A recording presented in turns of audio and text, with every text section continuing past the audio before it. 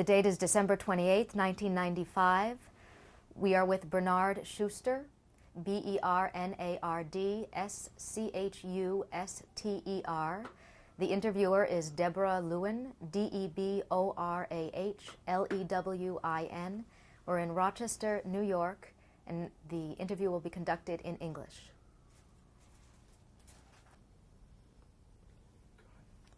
I am Deborah Lewin. It is my privilege to be here today with Mr. Bernard Schuster, Bernie, in Rochester, New York. The date is December 28th, 1995. And I am very happy to be here with Deborah Lewin, being interviewed by her. We are old friends. I've been friends with her parents for quite a while, and this is a real privilege.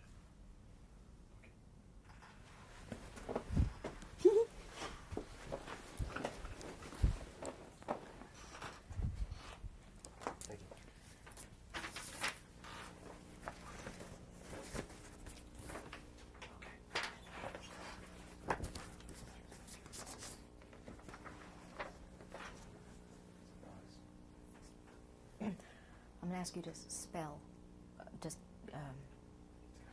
I better have something that in my hand that'll help me with the spellings. It's just your name and Yashinovka. Oh. That's all. During the actual, we don't have to. Okay.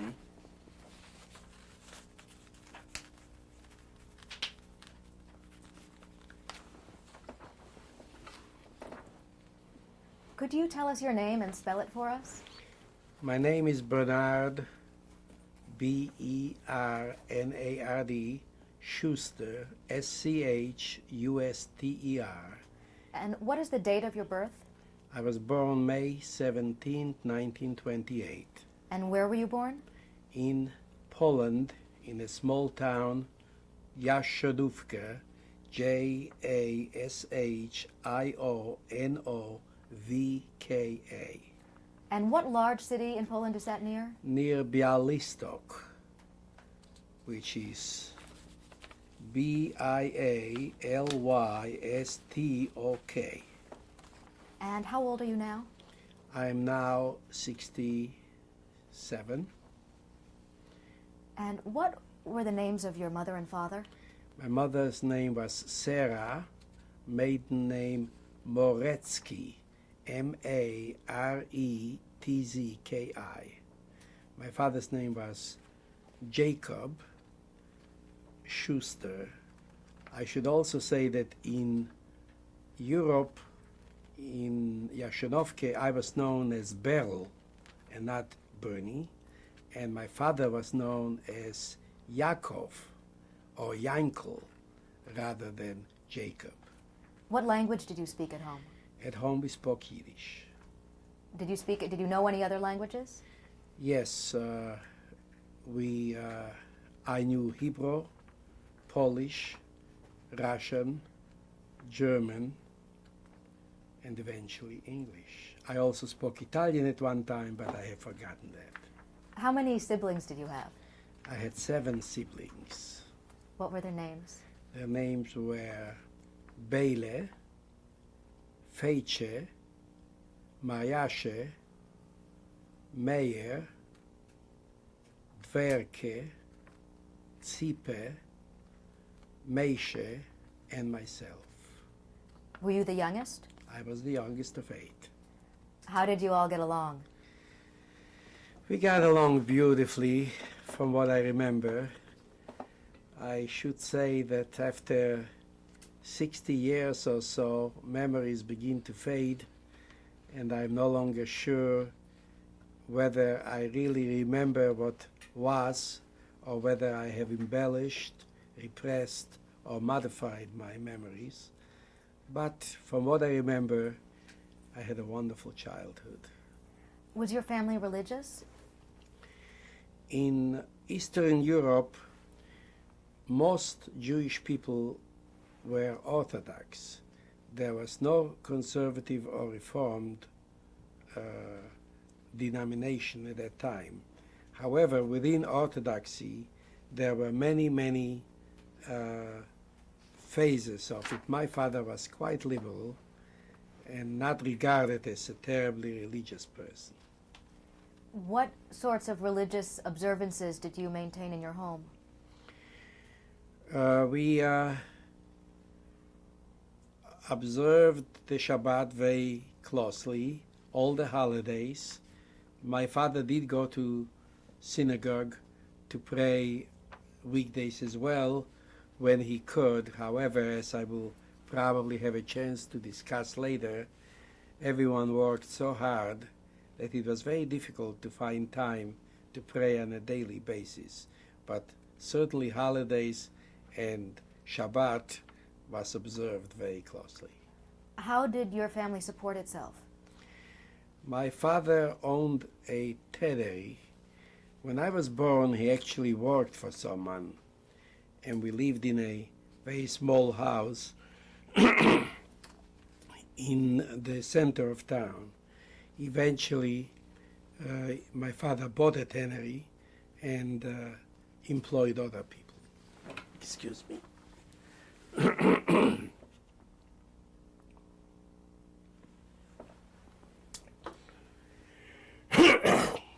Could you describe the home that you lived in?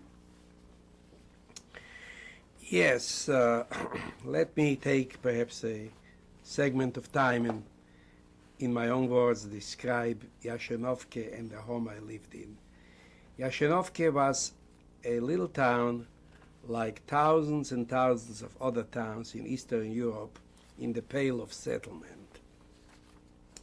In Yiddish it was called shtetl, and I think it was the Jewish author Sholem Aleichem who once described, he said, if you want to know what the map of Eastern Europe looked like in the shtetler, he says, consider a Friday night challah with poppy seeds sprinkled all over. That's how those towns were sprinkled over Eastern Europe. And Jashenovke was one of those little towns. There were approximately 2,000 people who lived in the town. Most of them were Jewish. There were a few non-Jews. Of course, like all the other towns, we were surrounded by villages which were completely occupied by Polish farmers. Jashenovke had no electricity, no paved streets.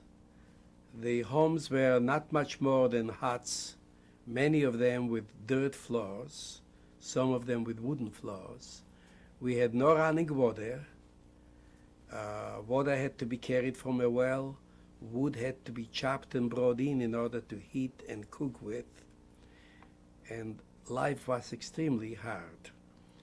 How in the world my mother managed to raise 8 children and keep them all fed and clothed, to this day, I cannot understand it. Somehow she must have worked 50 hours a day in order to accomplish all of that. The town itself consisted of a major square. There were 2 squares actually. There was the center of town where the Polish church was located, surrounded by a high stone wall, which plays a part in my story. And our school, the Hebrew school, was located in that square. Some of the shops, bakeries, shops, grocery stores, such as they were located in that square. And then there were some houses. People lived in various parts of the square. Then there was a second square backing up to the large square, where there were at least 2 and probably several small additional synagogues. There was the big synagogue, which was a stone structure. There was a wooden synagogue next to it, and then there were a number of homes where there were small temples where people would pray.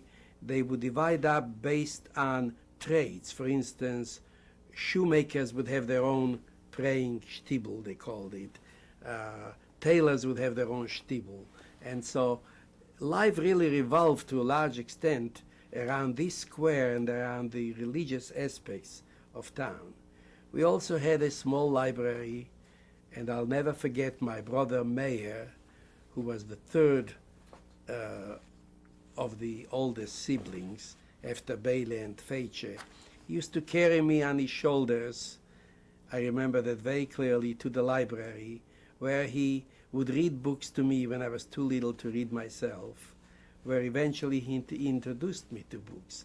I still remember a book he read to me that was 7 or 8 volumes called Tichet Jedet Don, Quiet Flows the Don River.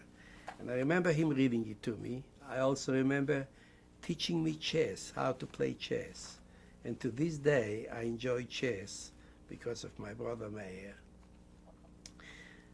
Oh, it was a wonderful thing to be a child in Yashenovke, the youngest of 8 children.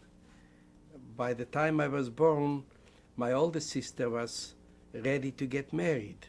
In fact, my niece, Roske, who now lives in Australia, is only 3 years younger than myself. So I became an uncle at age 3. And of course, all of my older brothers and sisters who had boyfriends and then husbands and wives, they thought I was a toy.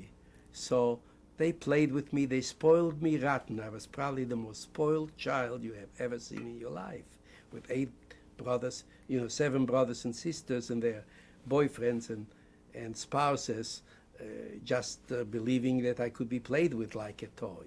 It was a very wonderful childhood, and I think the security and the joy that I took with me from my childhood is what really managed to get me through the Holocaust and the difficult years that followed. I believe if I had not had that strength and that security, I probably would not have survived, because I would not have had what it took to go through the horrible things that followed. So that briefly gives you a picture of life in Yashenovke. I can go on and tell you that when I was born, we lived on a little street that was nothing but a dirt street with a few houses on it, at the end of which there was a windmill on a hill.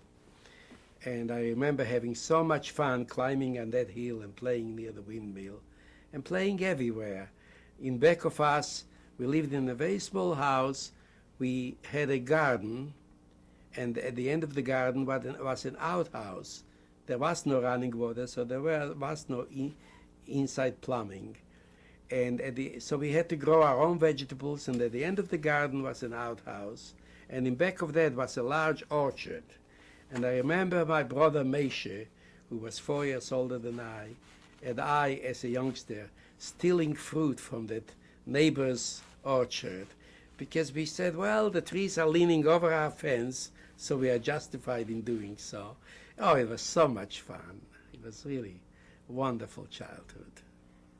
How large would you estimate your extended family to be? Well, look at it this way. My father was one of 8 children. In my family, there were 8. In all of my father's siblings, there were 7, 8, 9, 10 children. Therefore, just uncles and aunts, I probably had close to 100. And many of them, most of them, lived in or near Yashenovke. Now, if you go down one generation to first cousins, you're talking about probably 200 first cousins. To this day, even after the Holocaust, some 15 years ago when we visited Israel, one of my second cousins brought together something like 30 either first, second, or third cousins to meet us. So we were a very large family. Describe Shabbat at your house. It has been said that rather than the Jewish people keeping the Shabbat had kept the Jewish people. And I think that there is a great deal of truth to it. Life in the shtetl was terribly difficult. Aside from the anti-Semitism and the isolation, which I will talk about, I'm sure, later, people worked day and night. It was very difficult to work in a tannery and support a family of 8 children. In fact, it was more than just 8 children, because in most families, grandparents lived in the house with you, and aunts and uncles who never got married lived in the house. So there were many mouths to feed, and life was very difficult, and people worked 12, 14, 15-hour days. But came Friday afternoon, life changed. A quiet befell the town, men would stop working, they would go to the bathhouse to shower and clean and get ready for the Shabbat. Then they would come home, take their children, and walk to the synagogue. My father never came home from the synagogue without bringing at least 1 and sometimes 2 or 3 guests for the Shabbat. Those were called ochrim, people, they were religious students or traveling scholars who did not have a place. There were no hotels. So many of them ended up coming as guests for the entire weekend. There were also, in some towns, and occasionally they would come to Yashenovke, there were yeshivot, those are religious schools for young men. And they would have no way of existing except by being supported by the townspeople. In fact, it was called in Yiddish Essen Tag, which means to eat days. And what it meant was that Yosel, the student, would be assigned Monday he would eat at Yankel's, and Tuesday he would eat at Shleimes, and Wednesday he would eat at Mordres, and so on and so forth. So it was called Essen Tag. There were established days when this yeshiva student would eat with a certain family. And on the Shabbat, we always had somebody at our house. They served a function. Aside from giving people a chance to be charitable, they also brought news from the outside world. Remember, we had no radio and no newspapers, and certainly no television, and the news had to travel from mouth to mouth. And those traveling scholars or traveling people who would end up in Yashenovke for the weekend, for the Shabbat, would bring news from the outside world as to what's going on. They would also, if they were scholars, they would test the children to see how much they know and how much they've learned. There was always a testing process going on. So describe your schooling. Well, as I earlier said, my father was not terribly religious by European standards. Therefore, by the time I came around, there were many new movements and new winds were blowing through Eastern Europe. Rather than being totally preoccupied with studying of the Torah and being religious and devoting your entire life to it, people began to think about Zionism. In fact, some of my sisters went to Zionist schools. There was also a socialist movement. What kind of school did you go to? I went to a Hebrew school called Beit Sefer Tarbut, which is a Tarbut school. However, I also studied Yiddish there, and Polish and German in that same school. It was a very small school. It was in the center of town on a hill. Right next to us where was a hat maker. He was actually connected to the school. His house was part of the school building. And I remember we used to hide in his shop and watch how hats are being made. It was a one-story building, and on summer days the windows would be open. I remember many times playing tricks on the teachers and then jumping through the windows and hiding outside of the school. We had a lot of fun. Did you have a favorite topic, a favorite subject? Well, I always liked geography, and I always liked to draw, and I'd like to tell you a story about my drawing, my sketching. I think I must have been in maybe third or fourth grade when our teacher was a beautiful young woman, and I fell madly in love with her. I adored that teacher. What was her name? I cannot remember. But rather than listening to her, she would be in front of the class, and I would be sitting there, and instead of taking notes, I would be drawing sketches of her. I had a whole notebook of sketches of that teacher.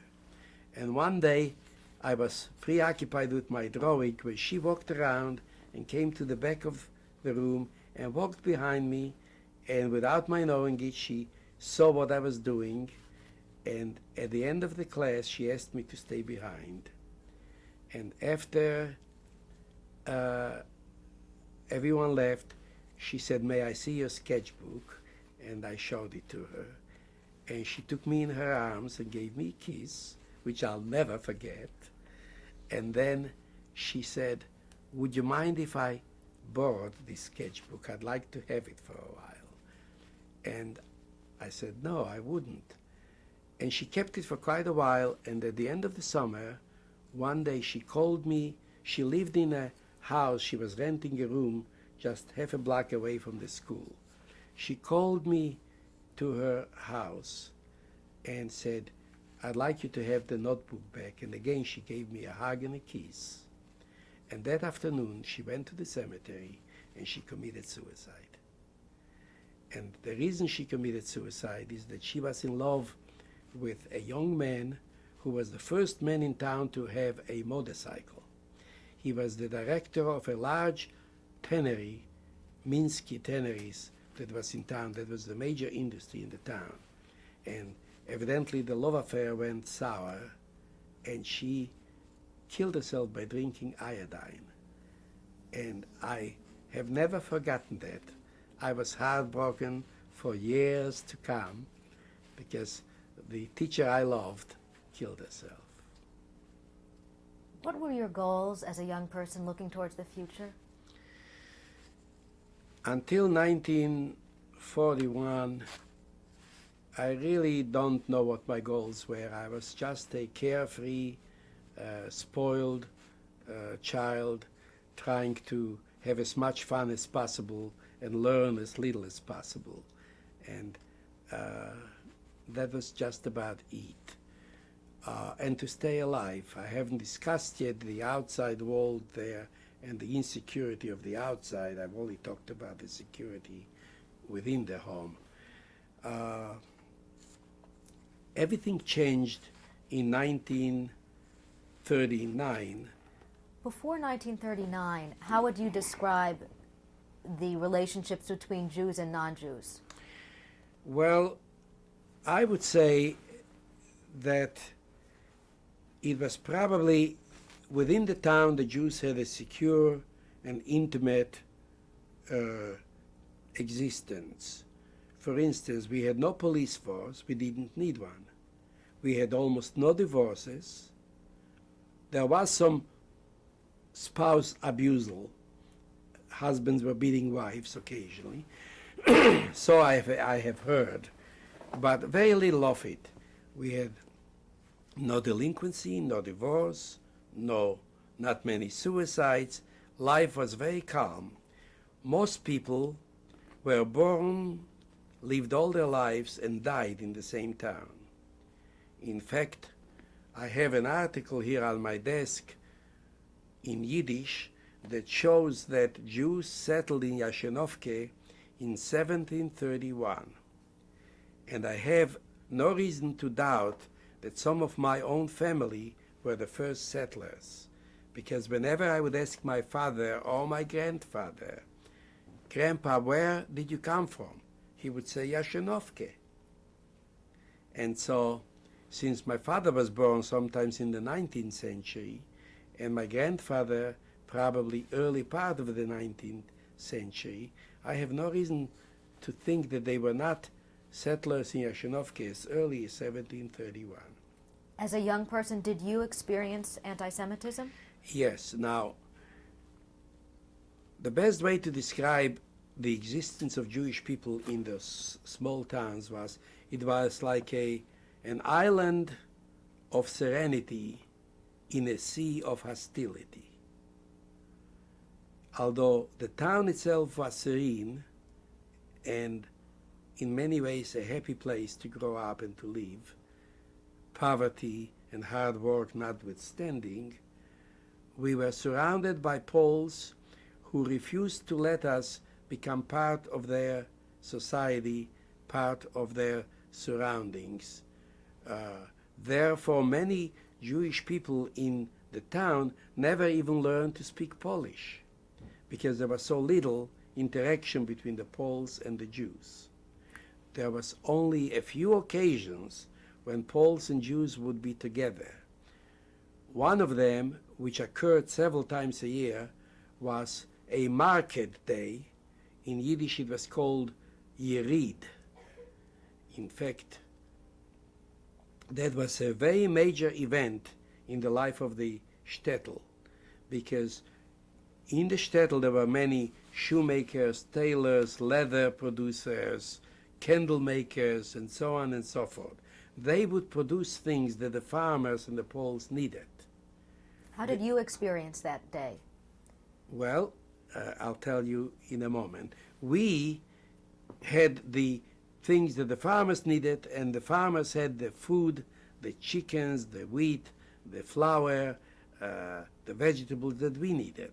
So there would be market days when all the farmers would come to town and they would set up their wagons in a circle all around that large square that I mentioned, near the shops and near the church and so on.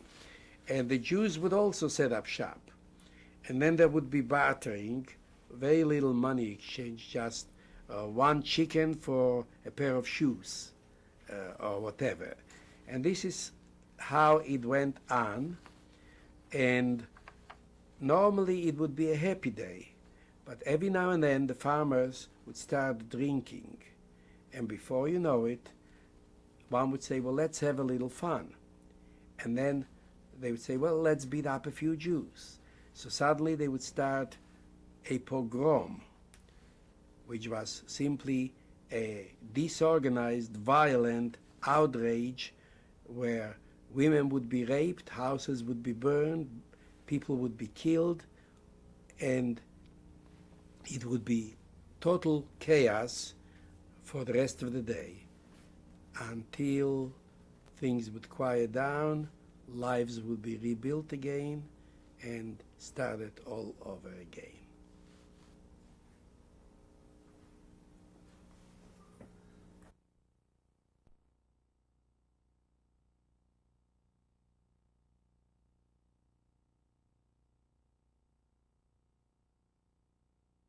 B5. We were talking about market days and the violence that quite often occurred on market days in form of a pogrom. I recall such days. Of course, the object was to get out of their way, to hide until the drunken farmers would leave town and life would begin to be normal again. Unfortunately, quite often those violent outbursts were led by the priest or clergy, who by and large were uneducated drunkards. And occasionally on Polish holidays they would have processions where they would march with their icons through the streets. And they were of the belief that any Jew who shows up in town or who walks in the same street violates their holiday. And that would be occasion for a pogrom occasionally. also around Passover, there was always the fear of those horrible, wild, unfounded accusations. It was called the blood bilbul, about the the legend that Jewish people use Christian children's blood for baking matzah. And that was quite often the occasion for a pogrom. Did you ever have specific experience where you were accused in such an anti-Semitic way? No, not I personally, but my town, yes, there were such accusations. Did you see other people experiencing? Yes, I did. Yes, I did. Yeah. Did any members of your family come to harm? Not from pogroms that I can recall, although I know that there were fights by the time in the 1930s, because socialism came into town and workers were organized not based on religious affiliation, but rather on the working class versus the capitalist class. Then Jews began to arm themselves with weapons and to protect themselves against such pogroms. But that was just in the late 1930s, soon before the war began. Did anyone in your family have such weapons? Yes, I very clearly remember my oldest sisters, two of my sisters married two brothers by the name of Beilach, Chaim and Avremel Beilach. And they were both members of the socialist movement. And I remember when they used to come to visit our house, even before they married my sisters, they used to bring strange weapons that fascinated me as a child. For instance, one of them was steel knuckles that you would put on your hand, and if you were to hit somebody, you hit them with steel. Another one was springs, heavy springs that had a ball of iron at the end of it that you would swing if a fight broke out. I remember they used to hide them under a bed when they would come into the house, and occasionally I would sneak under to see what they were. But yes, things began to change drastically in the 1930s. Were you aware of the rise of Nazism? Yes, this brings me back. I started saying that when I was very little, my father worked in a tannery, and we lived in a little town, Kotovizne. When I was about 4 years old, and that must have been in the early 30s, since I was born in 28, my father bought a tannery on the outskirts of town, a tannery on Kolonjegas. It was a long street of maybe 2 miles on the outskirts, and that played an important part in our surviving as well. But the people who sold us the tannery were Jewish people who took the money and left for Argentina. And we would always discuss at home, why are we buying a tannery so that others can use the money to leave Poland? Why aren't we? And I really don't know what the answer is. I have a feeling that our family was just too large, the roots were too deep, and breaking away and for part of it to leave Poland was probably a challenge that my father and mother did not want to take. They did not want to break up the family. How do you pick up 8 children with spouses and grandchildren and leave aunts and uncles behind, and so many of them, and just go off to unknown lands? But to answer your question, in the 1930s, we began to, in fact, my father bought a radio. And we were one of the first families in town to have a radio. And we began to hear a lot of news about the rise of Nazism.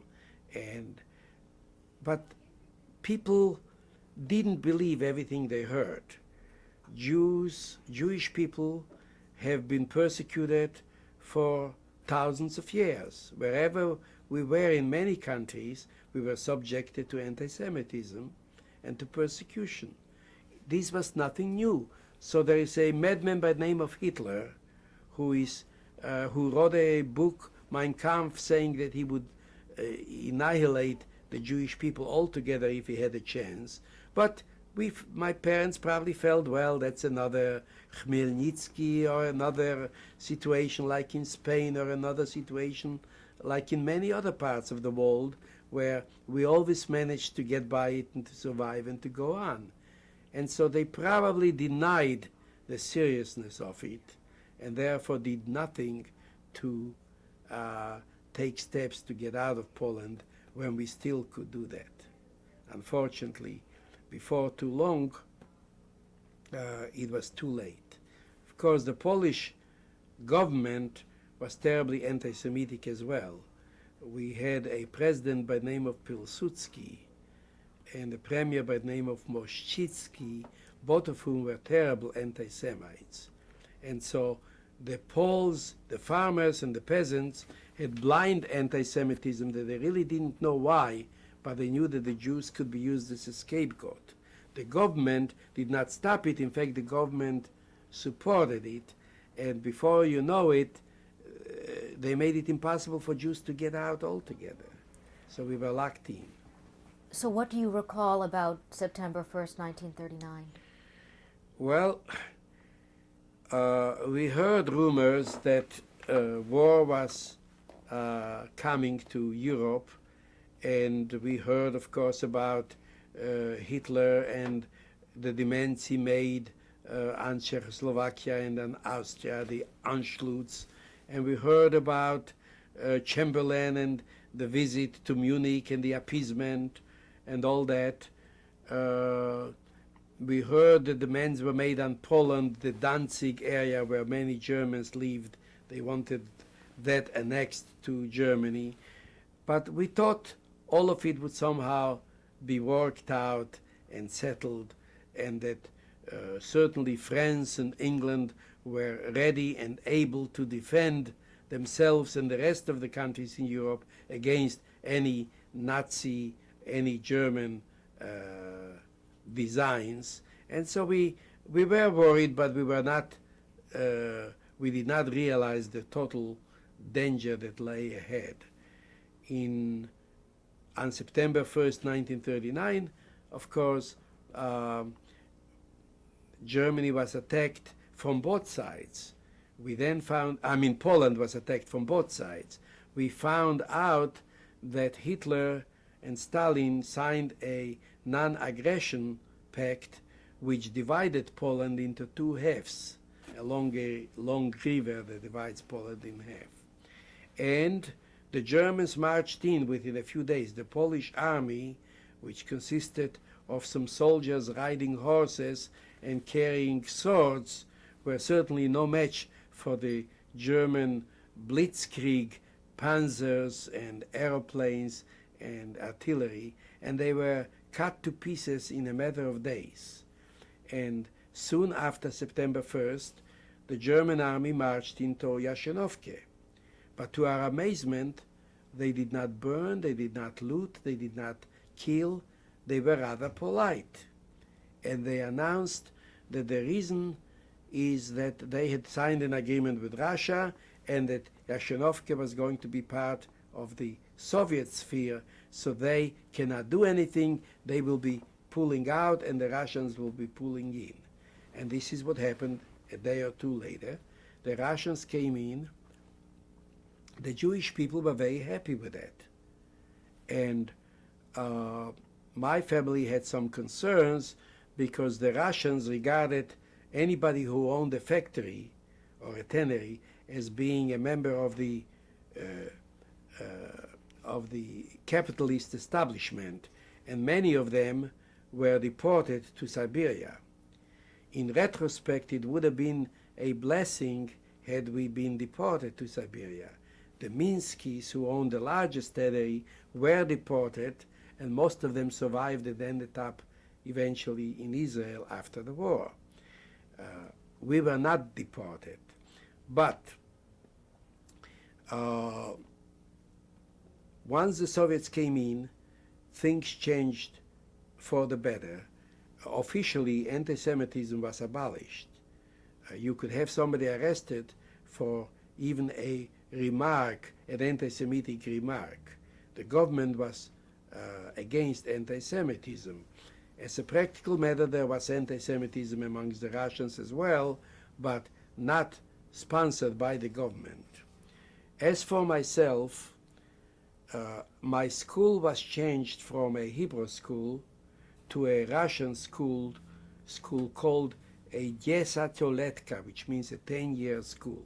Yesat is 10, Letka is year. And I suddenly realized that education is important, and from being a very bad student in the Hebrew school, I became an excellent student in the Russian school. I learned Russian very quickly.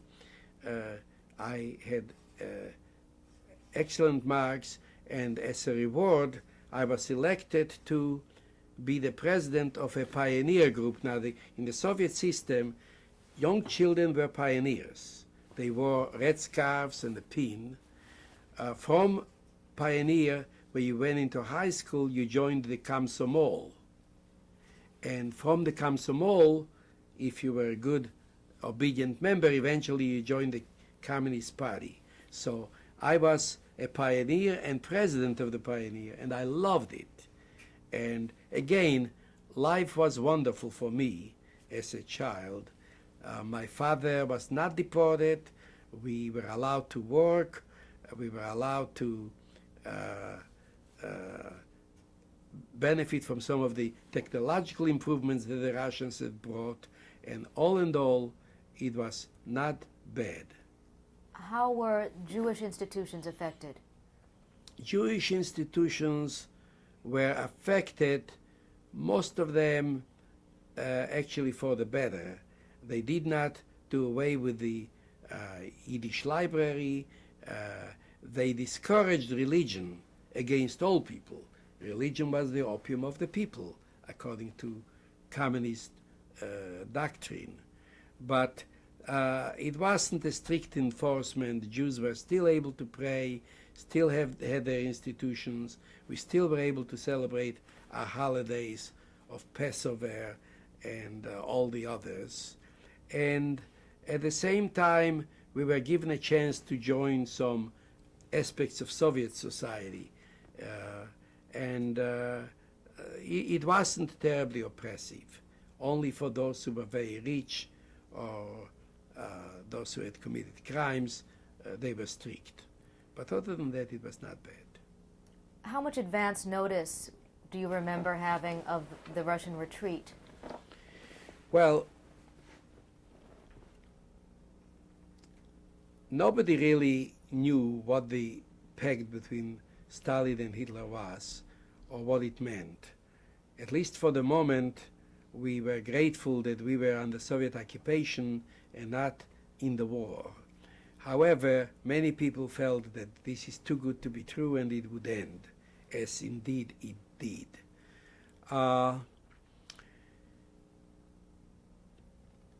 It was really, I remember very clearly on a weekend, it was I think a Saturday morning, my niece, who was 3 years younger than I, Roske, and I went into the fields to gather flowers and to play. I think I mentioned that by that time we lived on the outskirts of town. We had a larger house, a tannery. We had some fields behind the tannery. We actually had 2 ponds with fish, and I remember going swimming there.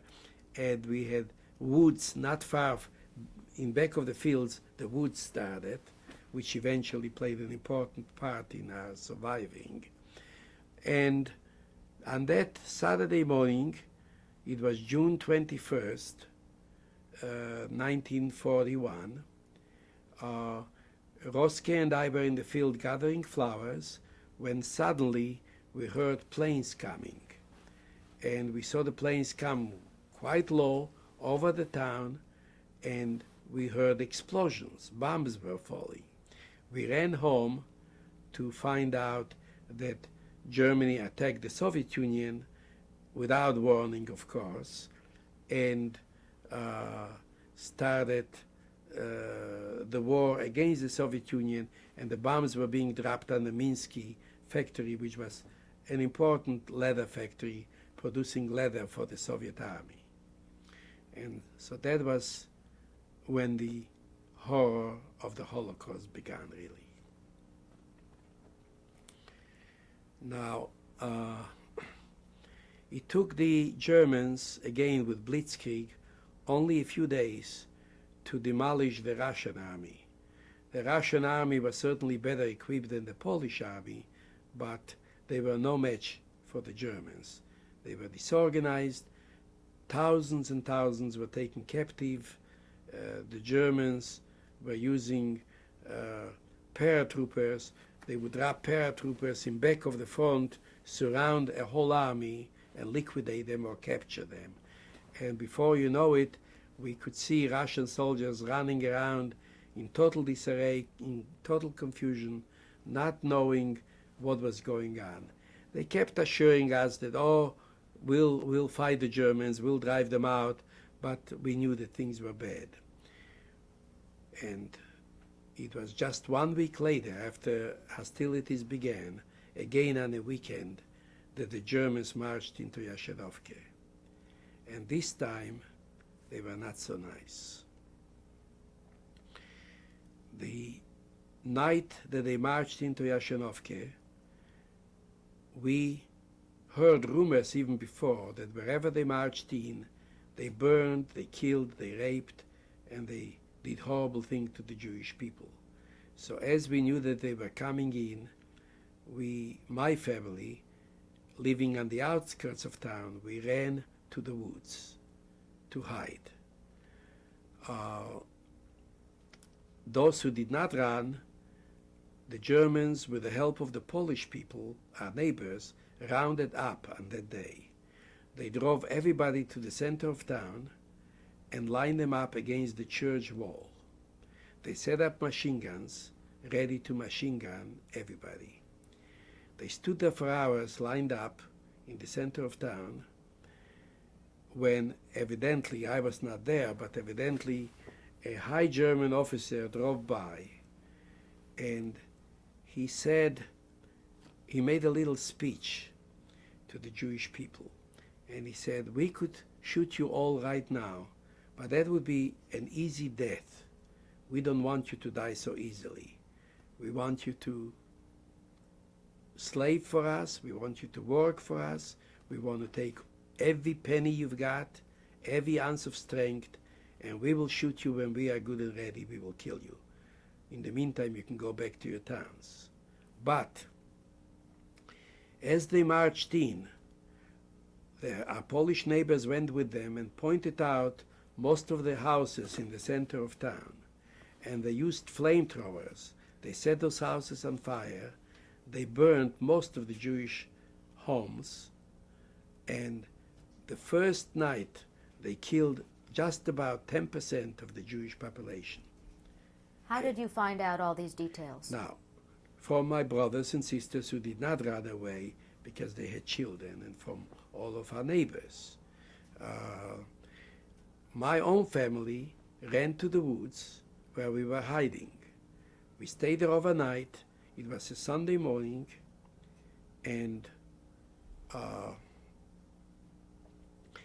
bunch of Polish young men were on their way to church, and they were also looking for Jews who were hiding. They found my family in the woods. They beat us mercilessly. One of them picked up a chunk of wood from a fence, from a picket, and hit my father over the head so hard, so many times, that he was completely covered with blood. One eye was knocked out, and they thought he was dead, and they dragged him and threw him into a creek. The rest of us, they drove to town, telling us that the Germans have lined up the Jews and will all be executed, and so they drove us so that we would be included against the wall to be shot. By the time we got to town, the Jews had already been dismissed by this German officer, so that we went back to our house. As soon as we were released, we immediately ran back to the woods, and we found my father still alive in the creek. We brought him home. We paid a neighbor, Borlak, who lived across the street from us. His daughter went to the next town, Kinishin, where there was a drugstore, to get some medicine. We nursed him back to life. He begged us to let him die, but we didn't. We nursed him back to life. And since most of the Jewish homes were burned, the Jews had no homes to go to. So each family that still had a home took in several other families. I believe my parents took in 4 other families, so there were over 30 people living in our house. And from that day on, the actual Holocaust became a daily reality, and it was sheer hell. Every few days, the Germans would drive into town, round up usually some young men to do a certain job, like snow plowing or snow cleaning. They would make them work for a day or two, then make them dig a hole, line them up, and shoot them. Anybody who was taken for a day's work or 2 days' work never got back unless they managed to escape through some miracle. The Polish neighbors were as bad as the Germans, in some cases worse.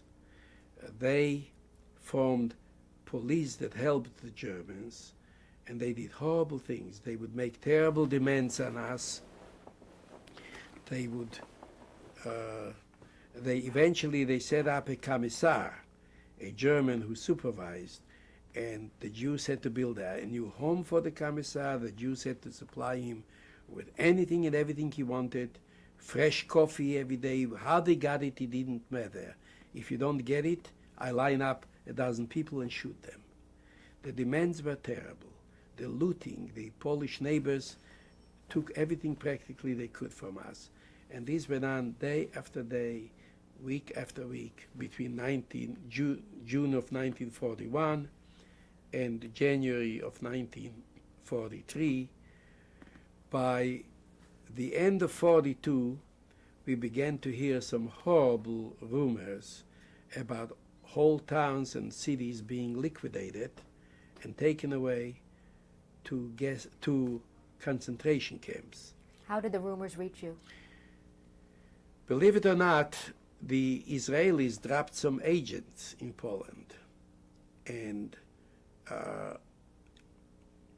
my sister Feitche, and I'll talk about her more later, who kept a diary, describes an agent who came to Yashinovke and told the Judenrat. Every town they set up a Judenrat, a group of responsible Jews on whom the Germans could make demands. It so happens that my cousin and eventually my brother-in-law Shlomo Schuster was the head of the Judenrat. And this Israeli agent or partisan who was dropped into Poland, told us about, he told the Judenrat about what's happening, that Jews are being liquidated by the hundreds of thousands in concentration camps, some of them going to labor camps, and others go into gas chambers where they are being gassed and burned in crematorium. Thus, we knew that there was very little hope. On the other hand, that was the bad news. The good news was that by the end of 42, we began to hear that things were not going so well on the fronts for the Germans. Certainly later on, we heard about Stalingrad and the horrible defeat that the Germans suffered at Stalingrad, where a whole army was surrounded and destroyed and captured by the Russians. So suddenly there was a ray of hope that if you could only somehow provide for hiding places or make some arrangements or survive maybe another year or two, maybe the Germans will be defeated and maybe you'll have a chance to survive.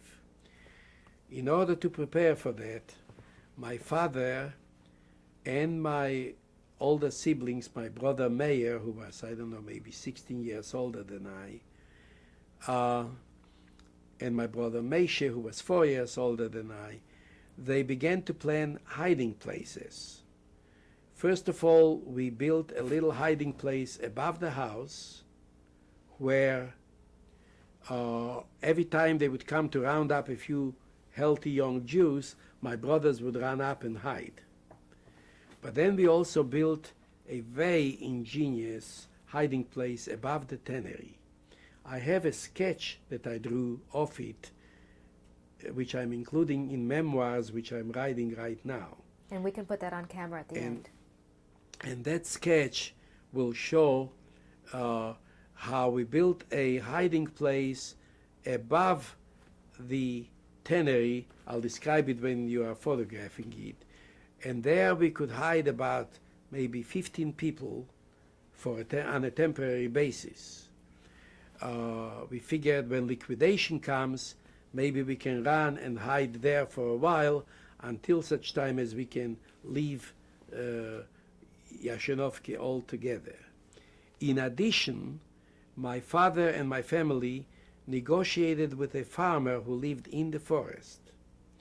And this farmer said to us, if you give me all of your money and gold and leather and whatever you've got, I will give you shelter when liquidation comes. I will hide you out if you come to me. And what was his name? I don't recall his name. I have it written someplace. And so we gave him everything we had just about, and that's all we could do to prepare for the eventual liquidation date.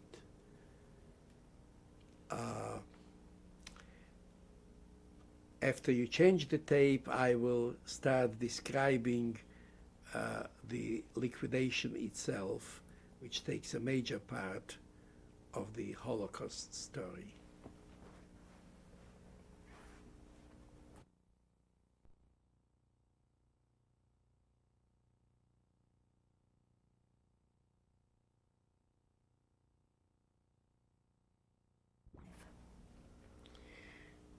Could you describe for us a typical day living under German occupation?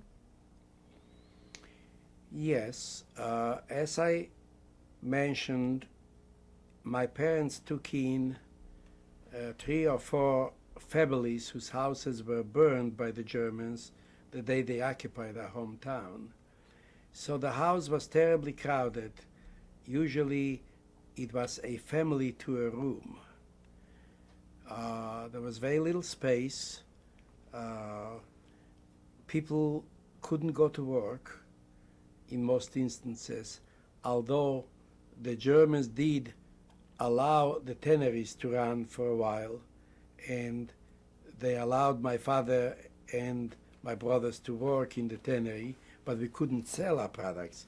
They liquidated everything. As for children, there was no school at all. Next door to us, our neighbors also took in several families, including a shoemaker.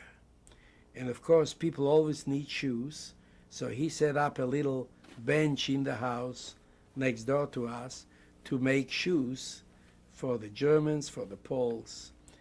And my parents said, gee, why don't you help him out?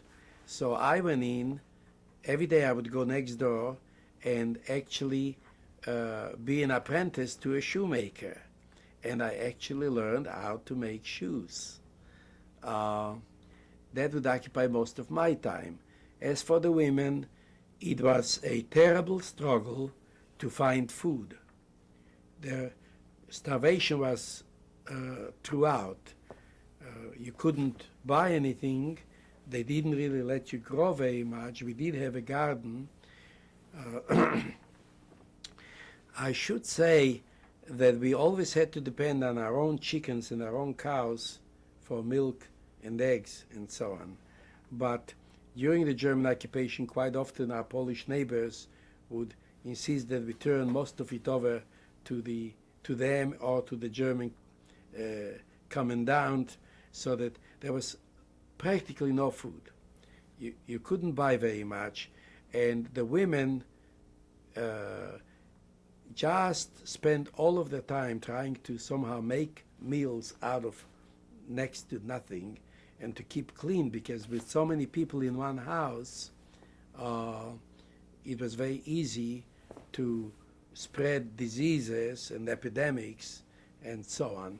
So all in all, and of course the young men, the minute you would hear a German truck drove into town, you'd start running to hide. Nights were long, rumors would fly, hope was practically non-existent, and people just tried to make the best of the situation, but it was not a very pleasant way of spending a day by day. And of course, at least once a week, there were actual killings, and you had to bury the dead. Quite often you had to go at night and dig them out from graves where the Germans dropped them and bring them to the cemetery. So it was, life was actually preoccupied with death. Did you continue to observe Shabbat? Yes, we continued to observe, but all of it was turned upside down. You couldn't really go to synagogues. They actually closed the synagogues. And so, yes, you could pray in private, you could celebrate in private. You couldn't, for instance, bake matzah for the holidays or openly celebrate anything. But your family observed. Yeah, we observed as best we could. How did the events of late January change things? The events of late January changed terribly.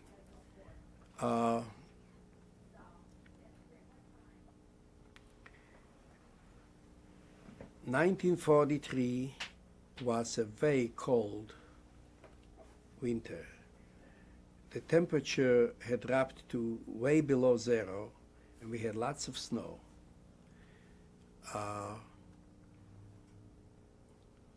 In the middle of the night, we heard trucks, and then we heard trucks coming through the streets, including Cologne gas, where we lived, and loudspeakers announcing that all Jews must get dressed, must meet in the center of town near the church once again.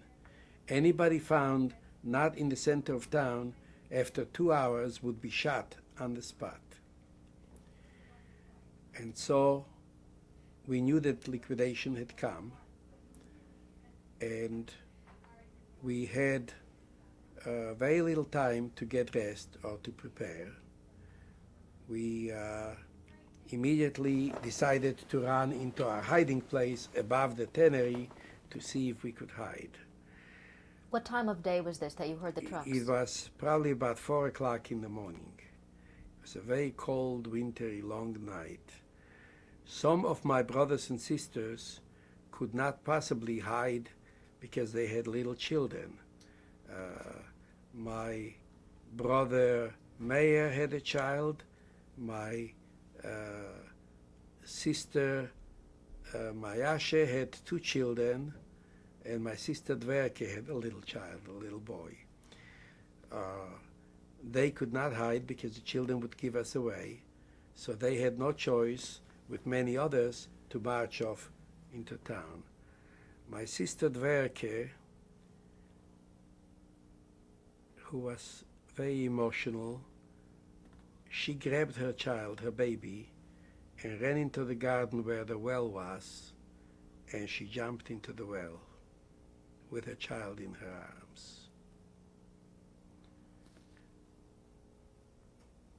Those of us who could, including my father, my mother, my brothers, my brother Meishe and my other sisters, and some of the other people who were not members of our family but who lived in our house, we all ended up crawling up to the crawl space, to the hiding place above the tannery. I don't know if perhaps this might be a good idea to show you or to describe how this hiding place worked. You can describe it. The hiding place we built above the tannery on the second story.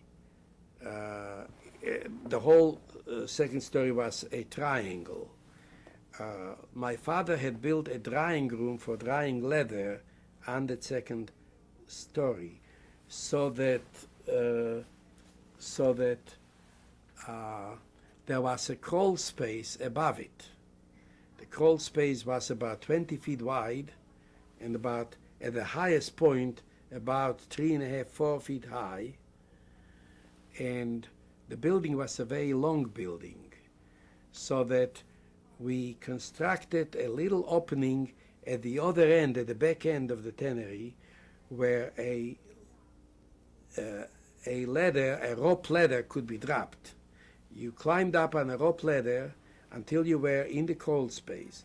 Then you crawled on your hands and knees about 80 or 90 feet to the front of the tannery, facing towards the street, where we had built a blind wall with boards that lifted out, a whole little gate that lifted out, where you could crawl in, put that little gate back into place, and that would create a wall just like the original wall, so that even if somebody came looking for us and crawled in that crawl space, they would come to a wall that they thought was the end of the tannery, not knowing that behind that wall was about a 15 or 20 foot extra space where human beings were holding their breath, hiding. And there were also cracks in those boards so that we could see what's going on the street. And as many of us as could ran to that hiding place. We did not have time to dress, so we grabbed whatever we could, blankets, sheets, quilts, and a little bit of food, and we ran into that hiding place. How many of you? I'd say probably about 16, 17 people. We could see through the cracks what was going on in town, the crying, the driving of old men and women. We heard the shots, people were killed right in the street, and everybody was driven out. And who was with you in the space of your family? Of my family, my father, my mother, my sister Tzipe, my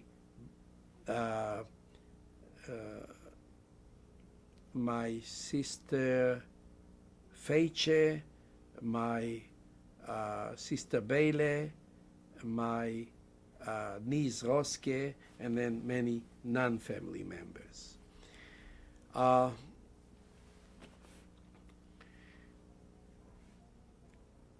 Suddenly, after a while, things became quiet. Everyone who left for the center of town had left.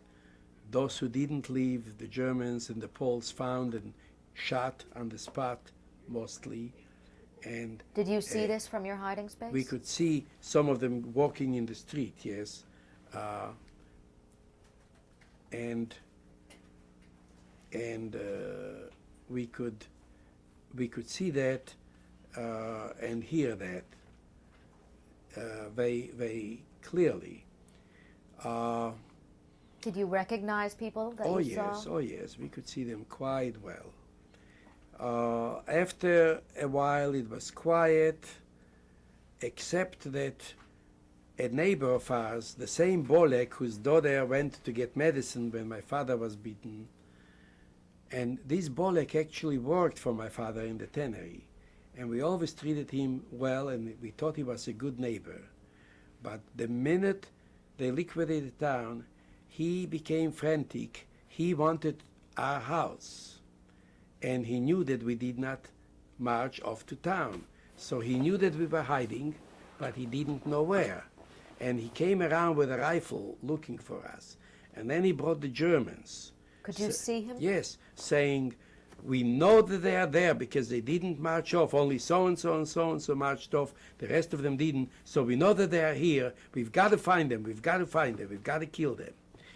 And he came with, he had a rifle himself. In the tannery, there was a huge boiler where steam would be produced for the process of cleaning hides.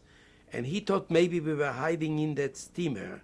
So he shot bullets through the steamer, hoping to kill us if we are there, or at least find us.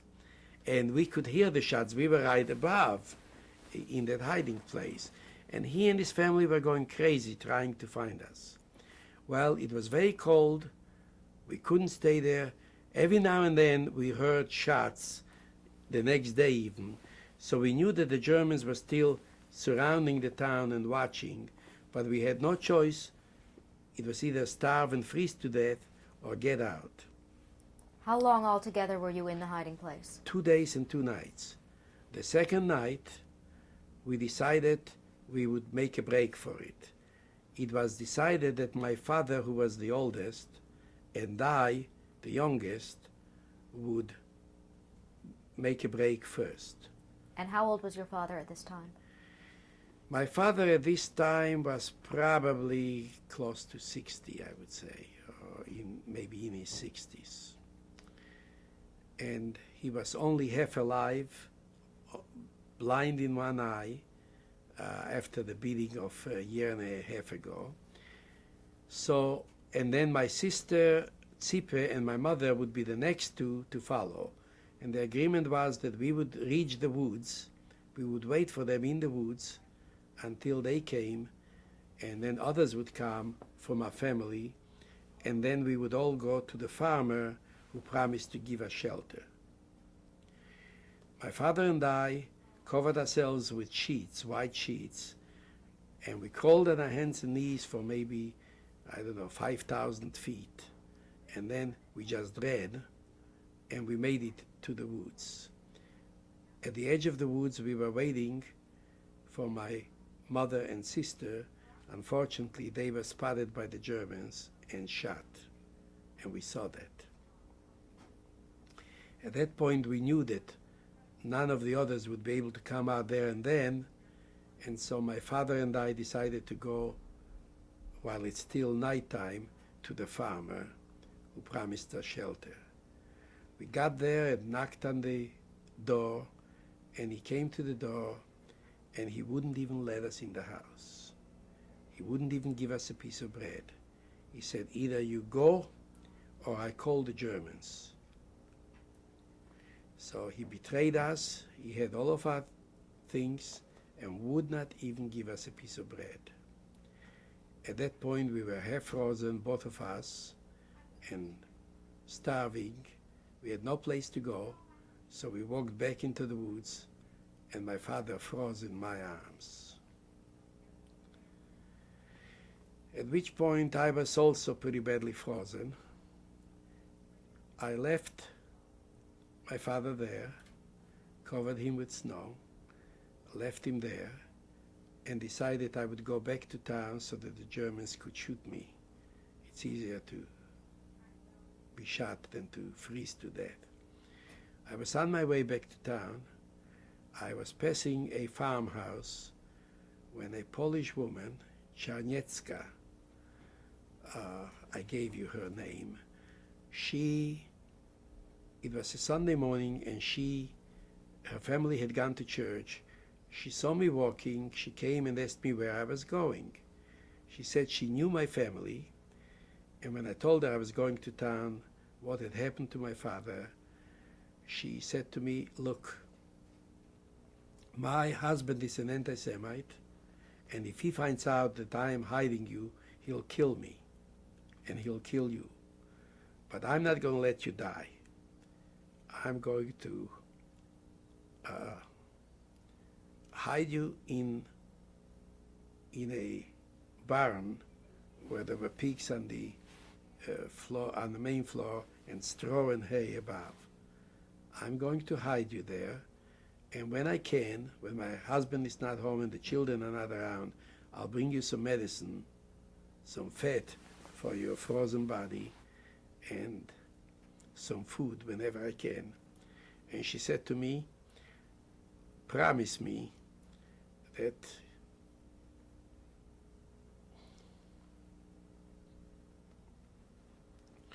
every day you'll say, I'll die tomorrow, but not today.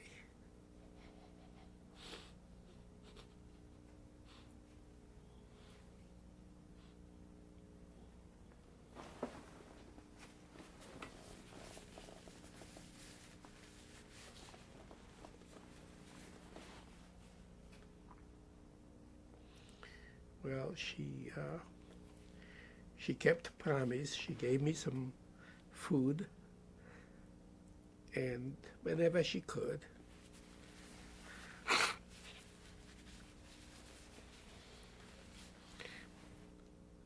And a few weeks later, one night, I heard knocking on the door, and two young men came begging for food. They were two brothers from my hometown, the older one, Chonen, and the younger one, Ruvak. And Ruvak was actually my brother's classmate, and Chonen was 1 year older than I. And they came begging for food, and the woman told them that she was hiding me in the barn. And at that night, I joined up with them. And they were hiding out in the forest. It was very difficult to hide in the forest because there was lots of snow and it would leave trails. So they were hiding in farmers' barns. They would break a board off and crawl in and hide in the hay during the day and sometimes at night. And they would go out begging for food.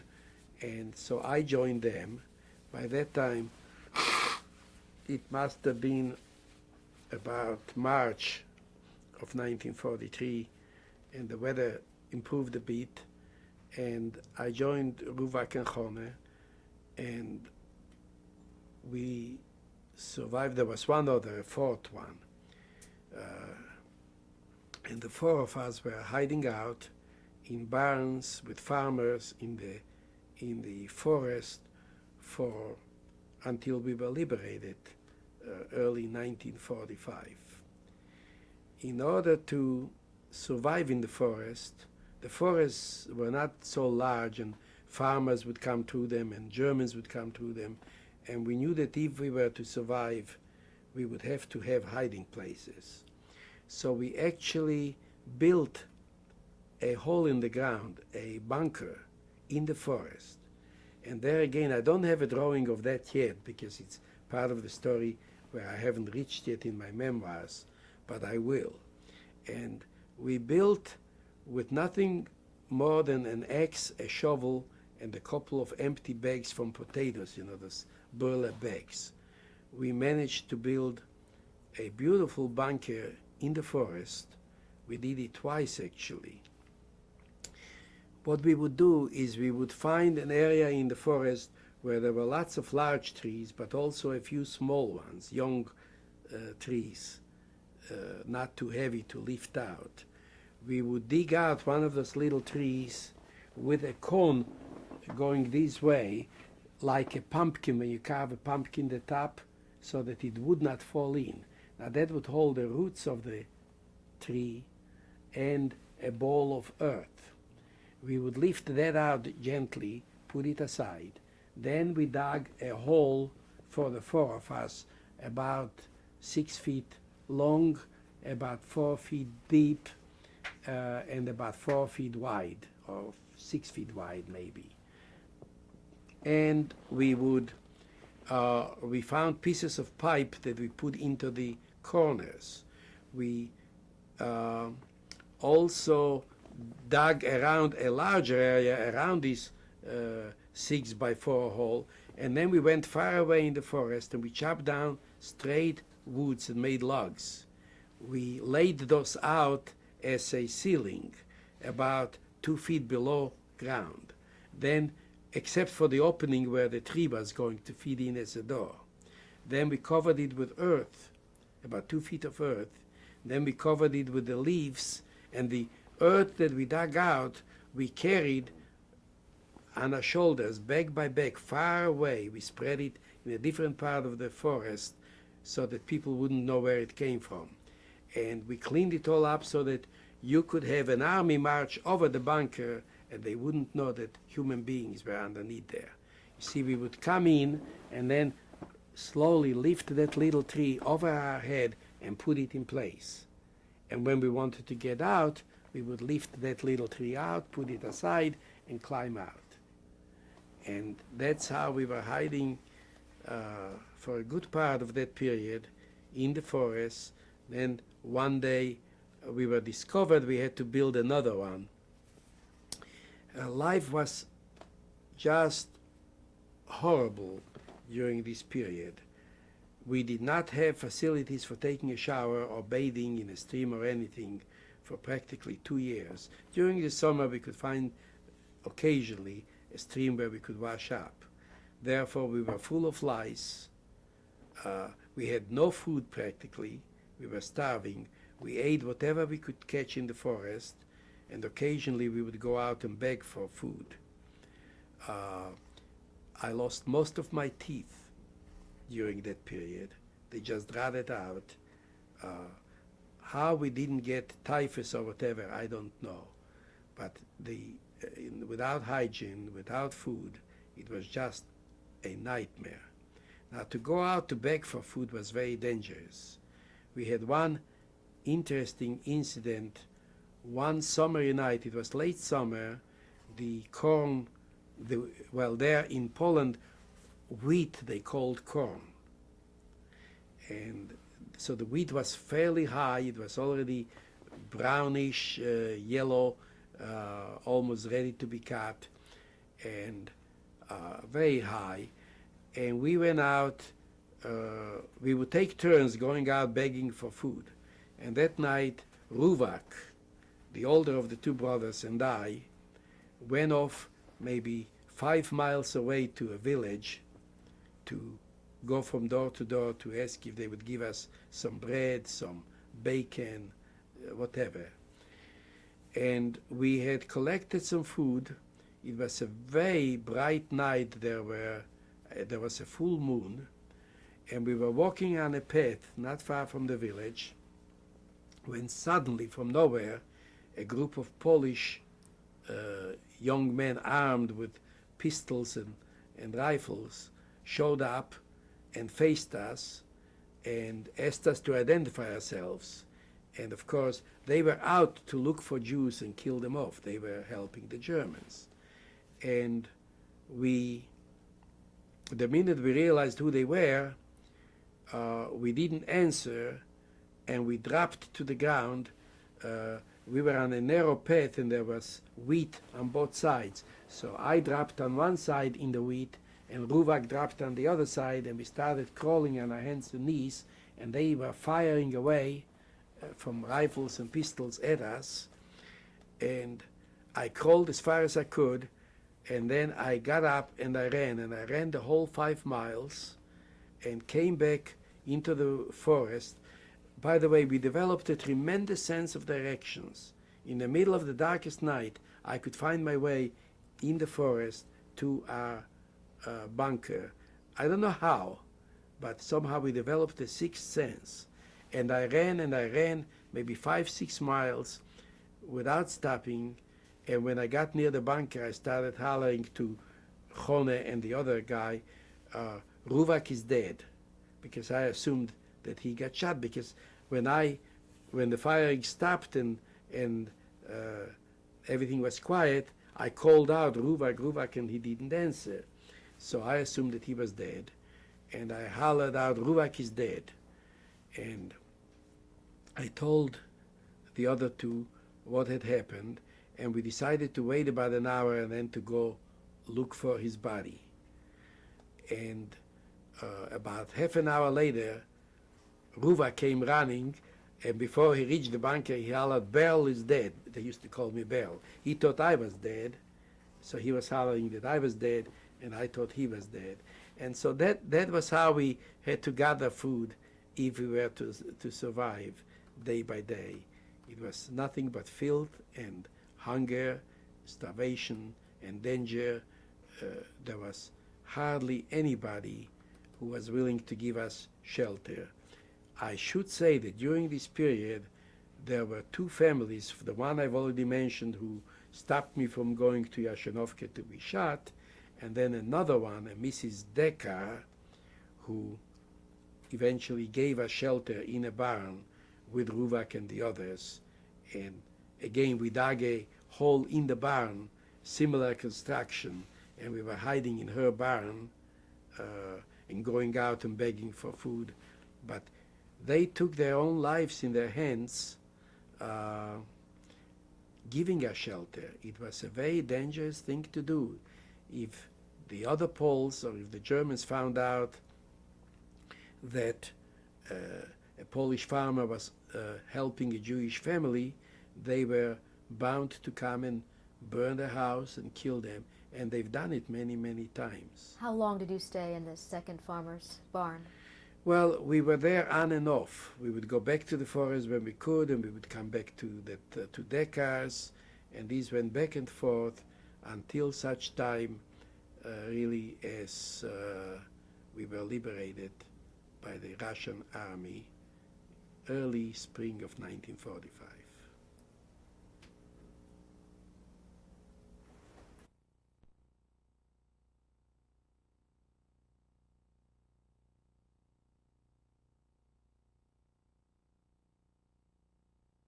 Tape 4, Bernard Schuster, December 28th, 1995.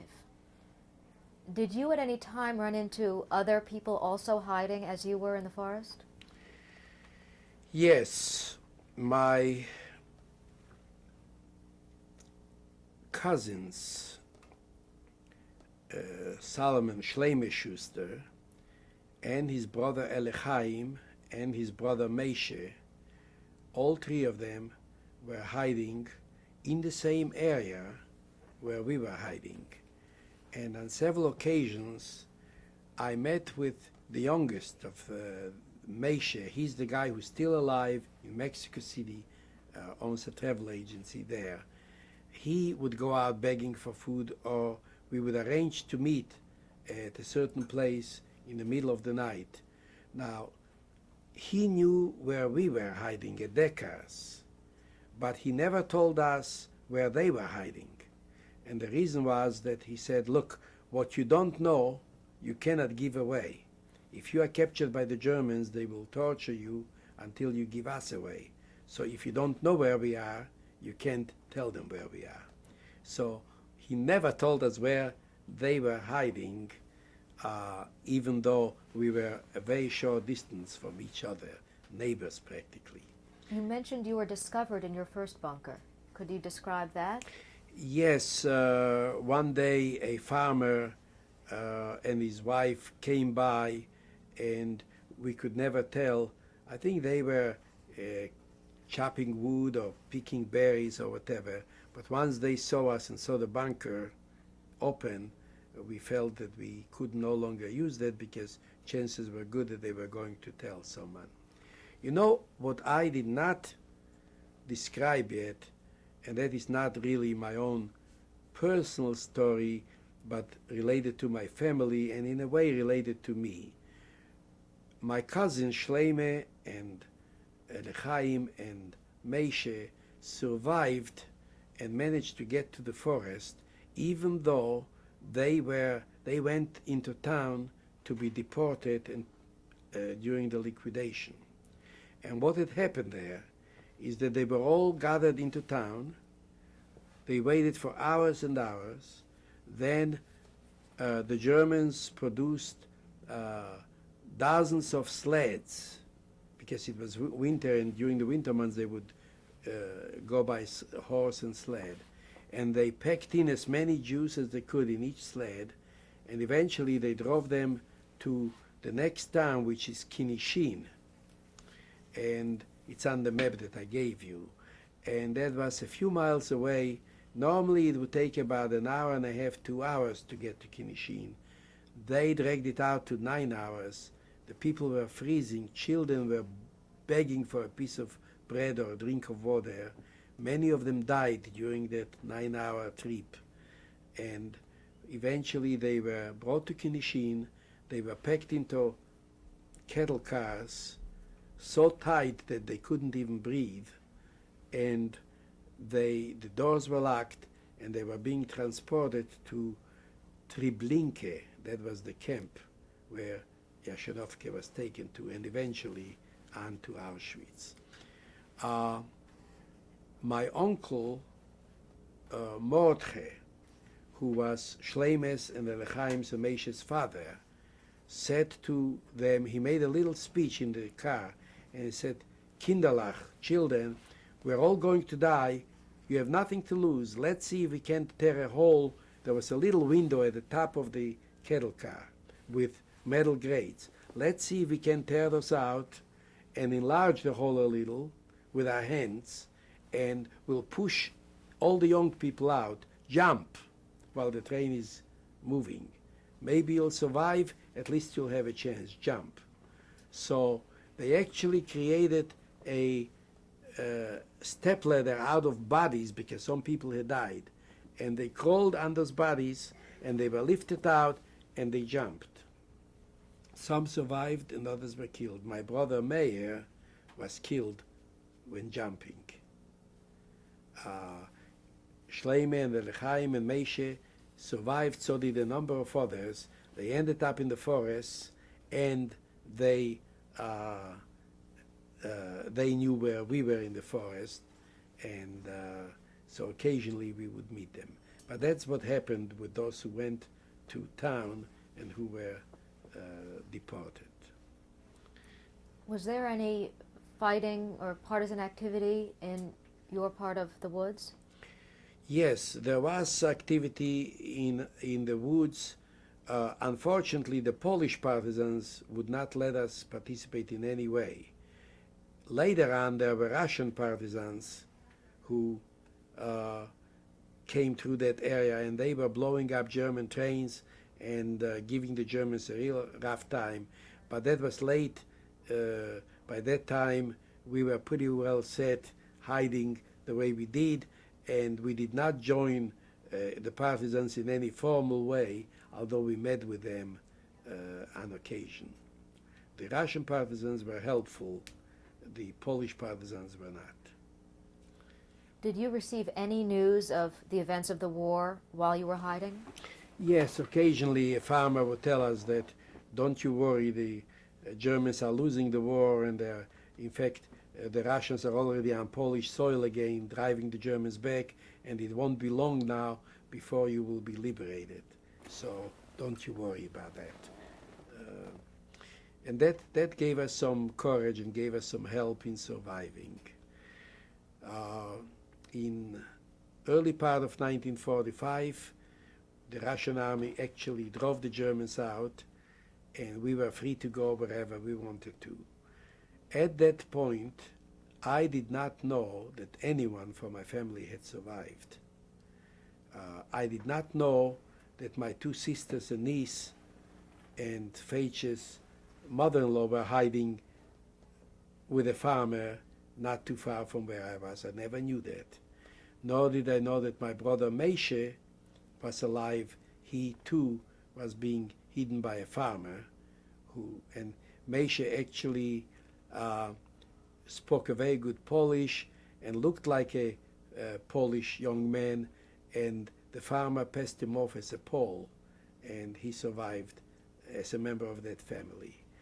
So when we came back to town, to Jastrzębie, after the Russian army marched in, to our amazement and surprise, I found that I had two sisters, one brother, and one niece who survived out of the whole family, plus my cousins, Shleime and Elechaim and Meishe, and some friends. I want to go back for a moment to your liberation. Could you describe the moment when you realized it was really a non-event event because we were in the forest at the time and didn't even know that the Germans were no longer there and the Russians were now in control of that area. We might have been there maybe for a day or two beyond liberation, not even realizing that we were already liberated. But eventually, of course, I think we came back to Decker's house and we found out, yes, you are free people now, you can go. So we went back to town, and there were about, Yashenovke was extremely lucky. Many towns had no survivors at all. Some of them, one or two. Elie Wiesel, I believe only one or two other people survived from his hometown. Many towns had not a single person survive. In Yashenovke, actually, about 125 people survived. And the reason was that Yashenovke was one of the last towns to be liquidated. All the other towns were liquidated months and weeks before Yashenovke. Only Bialystok and Yashenovke remained. And so by that time, we had no illusions, we had no hope, and we prepared better. Most families provided for some hiding places, decided to run into the forests, and so about 125 survived. We all came back to Yashenovke. My family, even though our house was still there, we decided we would live with my cousins in the same house that my cousin Shleime owned, which was a little further out of town, still at the end of Kolonie Gas. They also had a tannery. All of Yashenovke were tanneries. So my cousin Shleime had a tannery and a large wooden house, and we decided we would all live in his house for the time being until we decide what to do and where to go. We started actually producing a little leather, which we would sell in order to get some food.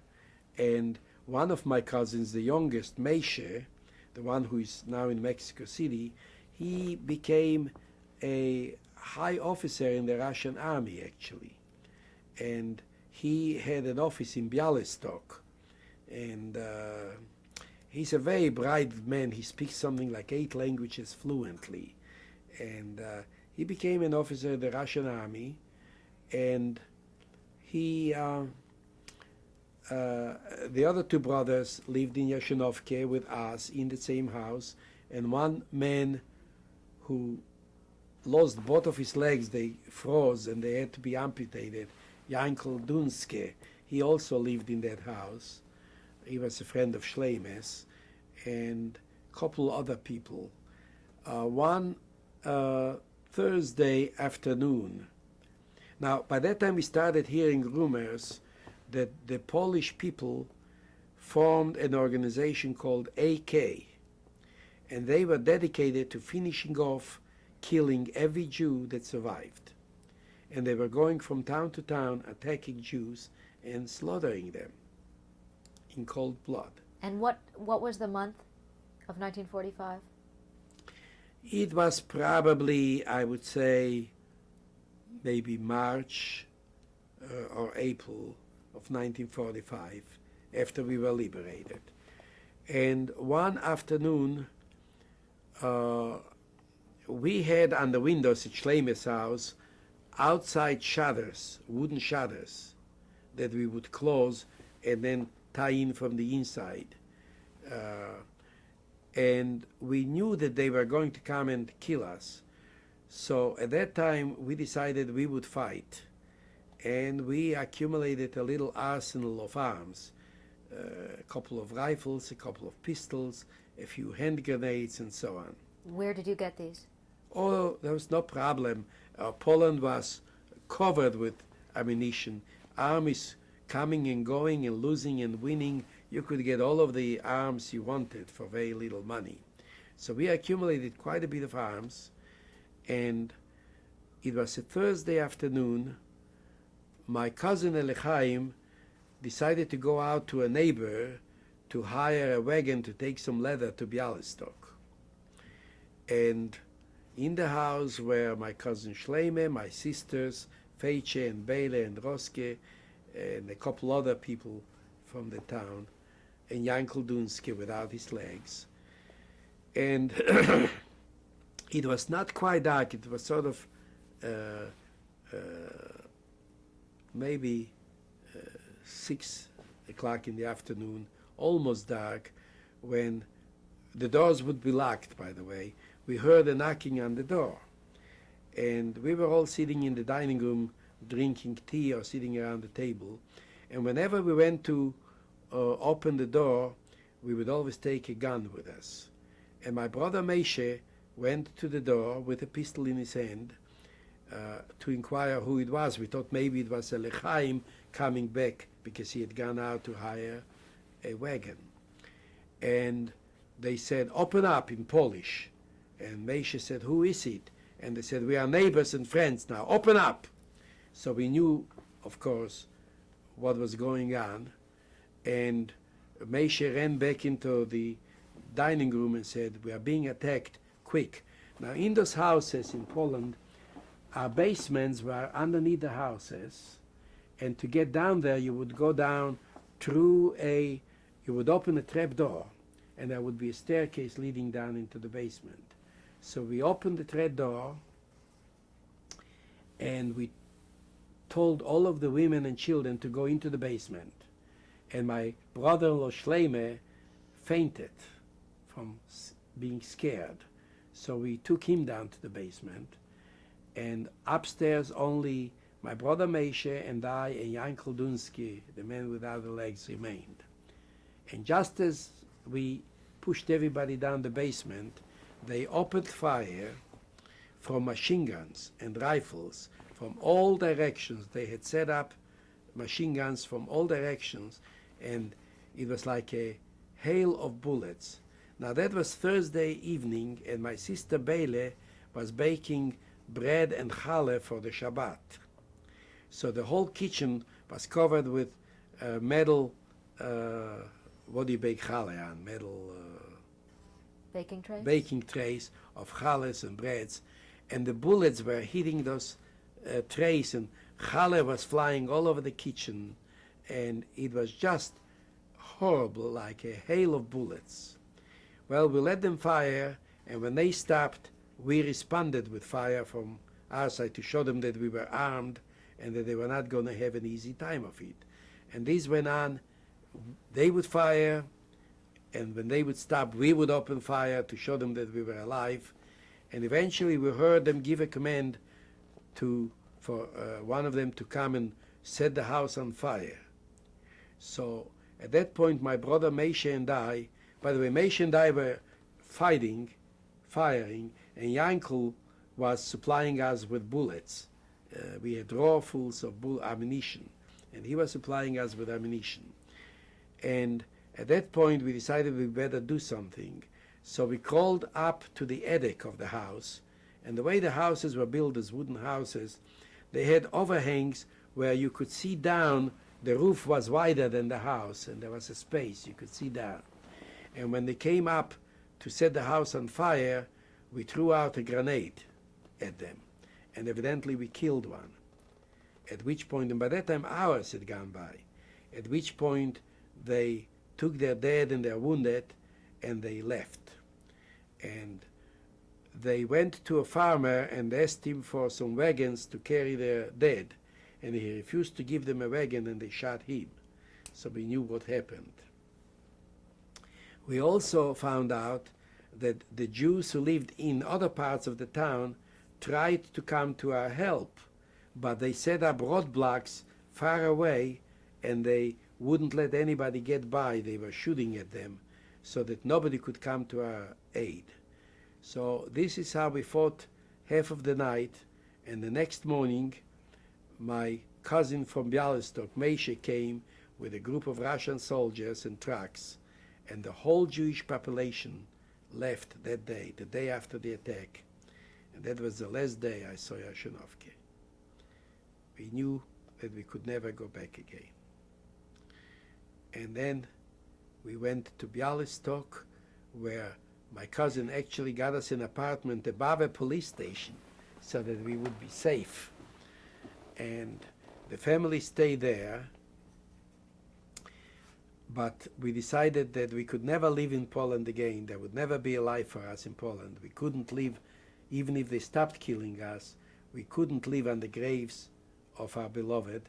We didn't know where they were buried. They were buried here, there, and everywhere, wherever they were shot and killed. So we decided that my brother Meisha and I would be the first ones to leave and to go and see if there is a way to get out of Poland and go to Israel, to Palestine at that time. So more or less on foot and by truck and on trains, whatever we could get a hold of, we went from country to country. We ended up going through Czechoslovakia and Hungary and Austria, and eventually we ended up in Italy, where the Israeli Haganah sent in people to help and take people to Israel. Now, you might recall that England did not allow movement of Jews to Israel at that time. That was the days; those were the days of the sheep exodus, and eventually my brother stayed in Italy. We settled in displaced persons camps. There were several of them. One of them was, they were all in southern Italy. Italy shaped like a booth, and the camp where we were was right here at the hill of the booth, called Santa Caesarea. There was also another camp a couple miles away, Santa Maria di Leuca, and that's where they kept a lot of displaced people who were waiting to go to Israel if they ever could. My brother was there for quite a while. In fact, his Italian is excellent. I learned Italian, but not that well, because I didn't stay full time. I went back, actually, a couple of times back to Poland to help and bring other people out. Even though I was only about, 16, 17 years old, I was working for the Haganah at the time. And in addition, I was studying Hebrew, and I actually have a diploma, in fact I have it right here, from the Israeli group who organized, who were in charge of the displaced persons camp. I have a diploma to teach Hebrew. I finished the seminar there. I also was studying art, painting, and in the meantime I also traveled back to Poland several times and brought out other people. At one time I was leading a group of about 40 Jews towards Italy, and we were going through Germany.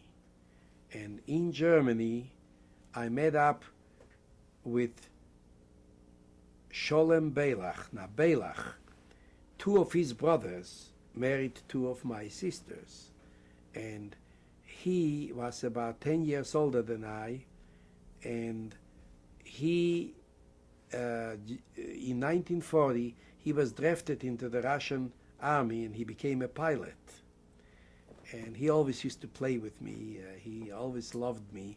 To this day we are very close. He lives in Montreal now, and he was in Germany at the time, in Feldafing, and I was traveling with the group on a train through Germany, and he met me and he insisted that I get off and that I meet his bride. He had just married a lovely blonde young woman, Sally, who is still his wife in Montreal, and who makes the best kreplach in the whole world.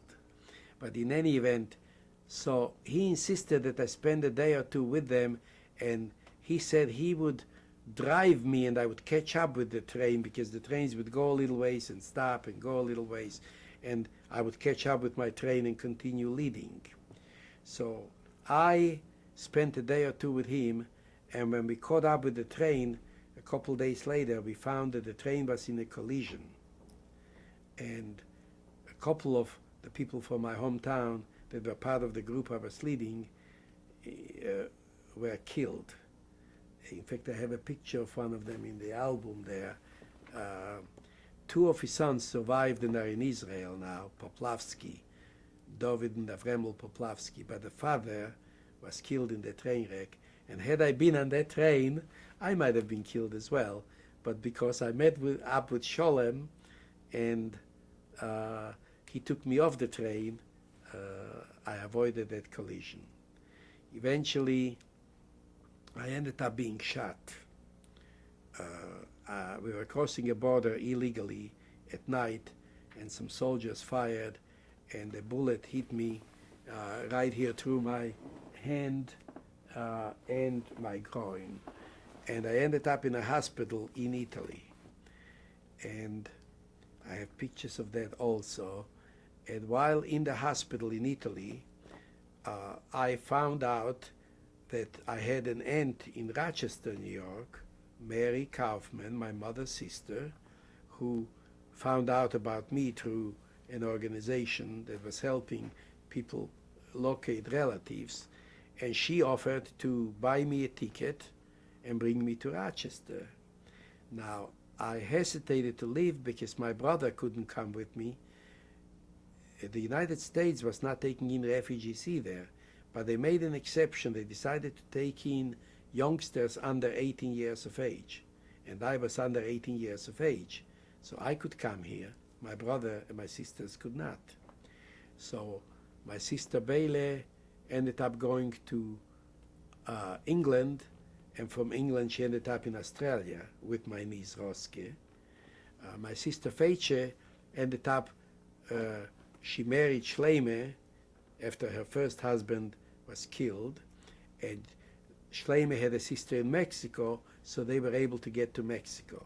So she ended up in Guadalajara, Mexico with Schleime, as did Elechaim and Meishe, their brother. My brother Meishe eventually ended up going to Australia also. My sister, once she settled there, was able to get him over there. So I was the only one who managed to get to the United States, and my family was spread all over the world. How long were you in the DP camp altogether? I left, I came there in, sometimes in early 45, and I left, I came to Rochester on May 22nd, 1947. I left on May 12th, 1947 from Naples on a little boat called Marine Perch. And of course, I did not speak a single word of English, even though I had knowledge of a number of languages. English was not one of them. We did not speak English in Poland. So my first few words of English I learned on the boat when they would announce in Italian and then in English, attention, attention, the correct time is such and such, and the first serving of breakfast is now being served. So, you know, you had to eat, so you learned to understand what they were saying. And I came to Rochester on May 22nd, 1947. I came to New York, and then a few days later to Rochester. How were you received in the United States? Well, my aunt, Mary Kaufman, and her husband received me wonderfully.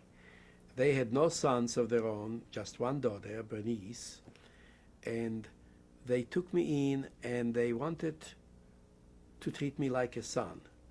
Now, my uncle owned a slaughterhouse. He was the king of the lambs, Kaufman Lambs, on Buffalo Road, a large slaughterhouse. And my aunt and uncle treated me very well. They got a teacher to teach me a few words of English. They gave me a few private lessons, and it was the summer, June, when I got to Rochester.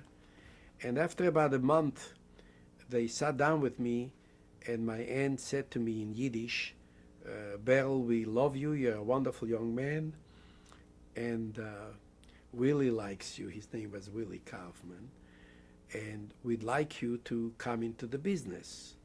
We'll teach you how to drive, we'll buy you a car, eventually you'll take over the business. We have no sons. And it was a multi-million-dollar business. It was very large. And they said, it can all be yours. And I said, gee, that's awfully nice of you, but having survived the war, having paid the price I paid, I really would like to try and get an education. I'd like to go to high school, because I had never been to high school. I was only a youngster in grammar school when it all happened. So I'd like to go to high school, I'd like to learn English, go to high school, go to college, and go to law school. I'd like to be a lawyer. And my aunt in English said to her husband, she said, that poor child, he lost his mind during the war. Tomorrow we'll take him to a doctor.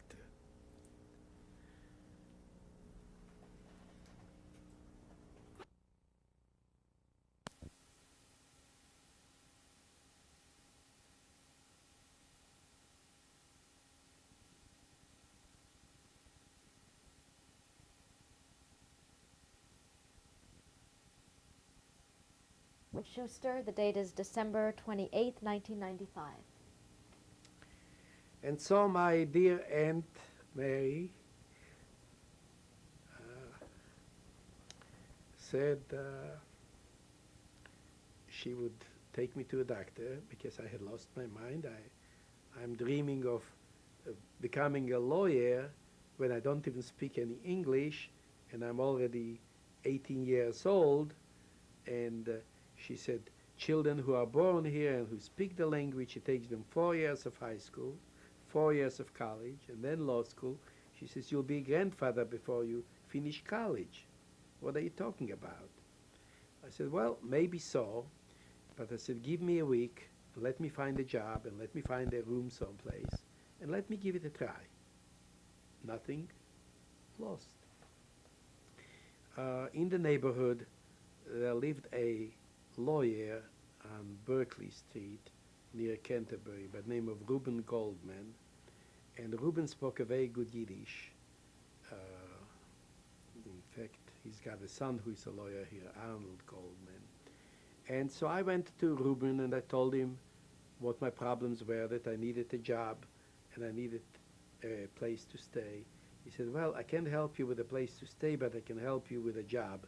He called a friend of his, Noah Scher, who owned a chain of bicycle stores and toys, Noah's Ark. They had a warehouse on Railroad Street off Main Street, not far from East Evening High School, which was on Alexander Street, corner Alexander and Main.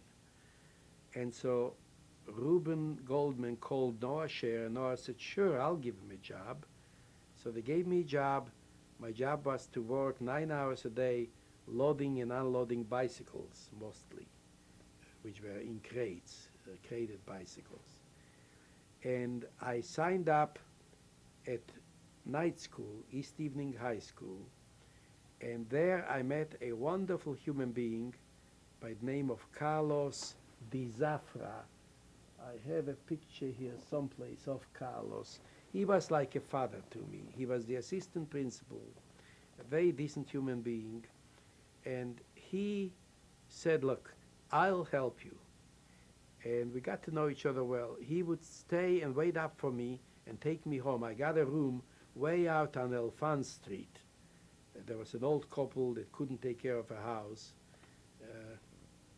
In fact, the man died soon after I moved in there. But they gave me a room in return for which I was to take care of the furnace and cutting the grass and so on. And I went to I would go in the morning to the warehouse, work 9 hours, wash up, stop over at a little restaurant that is still there. Last night my wife and I drove by to look at it. The Penguin Restaurant, corner Alexander and Main, that has been there all those years. I used to go in and look at the menu and see what I can buy for 59 cents, because that's all I could afford for dinner. And then I would go to the high school. And Carlos, I said, Carlos, I've got to finish high school faster in less than 4 years. My aunt said I'll be a grandfather before I finish college. I said, so I want to do it fast. So Carlos said, look, you're bright. Let's write to Albany and see if they'll give you permission to go to 3 classes every hour. Instead of 45 minutes in a class, you'll be in each class 15 minutes. So I was in each class 15 minutes, and I would skip from class to class to class. And in 1 year, I finished all 4 years of high school. I was short a mark in algebra, so I went to summer school that year and finished up the algebra course and finished and got a Regent diploma, 16 credits of high school. And in fact, I have an article here, I don't know, maybe you'd like to take a shot of it, that describes my year at high school, the fact that I lost 20 pounds that year. And it was fun. And in 48, I entered the University of Rochester. They gave me a scholarship. And that's when I slowed down. I decided I would socialize. By that time, I could speak English fairly well, well enough to take exams in high school and do all right. And I came to college. I had wonderful friends. There was a Jewish fraternity, Kappa Nu, and they got to know me and offered me a scholarship because I could not afford it. I was still working through college. I still worked in the warehouse. So they gave me a scholarship and helped me learn English slang, things I wouldn't learn from books. And I had a wonderful time in college. I really enjoyed myself very much. And I did very well. And by the time I was a senior in college, I decided I would go on to law school. I should also backtrack and say that after I graduated from high school, my aunt came to me and she begged me to forgive her. And we remained very close all those years until she died in about 15 years ago. But she was very good to me, and I appreciated everything she did. And I remained very close to her daughter, who died recently, Bernice. But she realized that I meant what I said, and I could do it. And in any event, so here I was graduating from college, and I had to go to law school. And again, I was very insecure. I had no money. My English was still not as good as I knew some of my classmates in law school would be. And so I applied to 7 law schools, all the best. Harvard, Yale, Columbia, Cornell, Michigan, Chicago, and NYU. And I sat back and waited, and lo and behold, I received 7 acceptances. So I said, well, wait a minute, something is wrong. But then I wrote to all of them and I said, look, I needed a scholarship. And I sat back and lo and behold, I got 7 scholarships. The lowest one was Harvard. Cornell offered me 3 years, all expenses paid. Whereas Harvard, I forgot, they gave me something like $1,000 a year. And again, I went to Reuben Goldman, who was a lawyer by profession, and I said, Reuben, you've given me good advice before. Which would you do? Where would you go? He says, forget about it. 10 years from now, the difference in the few dollars, he says, borrow the money, go to Harvard. So I went to Harvard. I didn't enjoy it as much as I enjoyed college. Harvard Law School was a tough place to be. I did quite well enough so that when I graduated, I got a clerkship with the Court of Appeals. In fact, Here's a picture of the Court of Appeals that I worked for with the 7 judges. I worked for Judge Dye, but also I helped out all the others. And it was a tradition there. When you finished your clerkship, all of the judges would give you a picture of the court that they would all sign.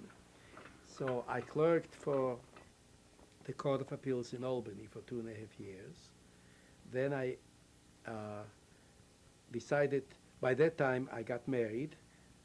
I came back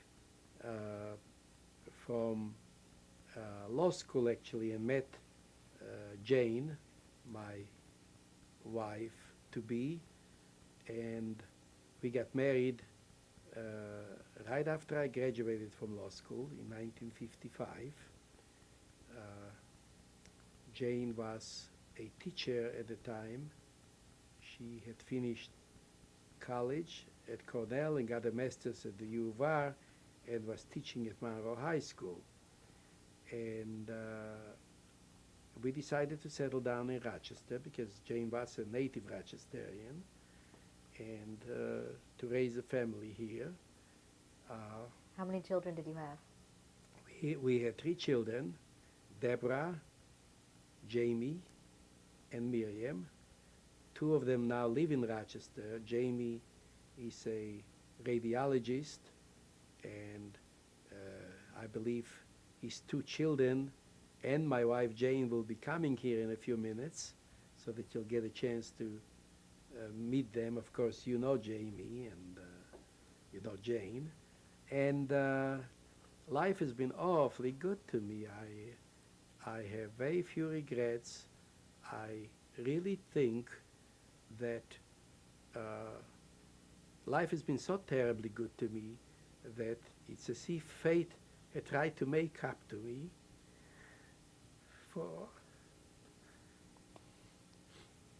the sad parts. It's too bad that most of my family is not around to see it or to know about it, but at least I had Bailey and Feiche. We were very close. My sister Feiche kept a diary, and then she reduced it to a manuscript, which I have here in Yiddish, which I do hope to turn over to the Holocaust Museum. She describes that part which I have talked about. It's been a wonderful life, really. I've had lots of joy from my children, and I have tremendous joy from my grandchildren. I've been successful professionally. I'm economically independent. I've practiced law for many, many years. I've done some good. I've never had anyone complain that I know of. I've helped many people. I think I've carried out some of the goals I've set for myself. Whatever the future holds, I will face it bravely. In light of your unique life experience, is there any message you would like to leave for future generations? Well, the message is really quite obvious. Hitler could have been stopped many times. People, I think there's an old quote, I forgot the name of the Hungarian, I believe it was, who said when the Germans came for the gypsies, I didn't care because I wasn't a gypsy. And when they came for the Jews, I didn't care because I wasn't a Jew. And then they came for me, and there was no one left to cry out. And that is the message. If you allow genocide, anti-Semitism, anti-anything, if you allow prejudice and inhumanity to go on, it will produce other Holocausts. And we saw it in Bosnia-Herzegovina. We're seeing it now. I think we must speak out.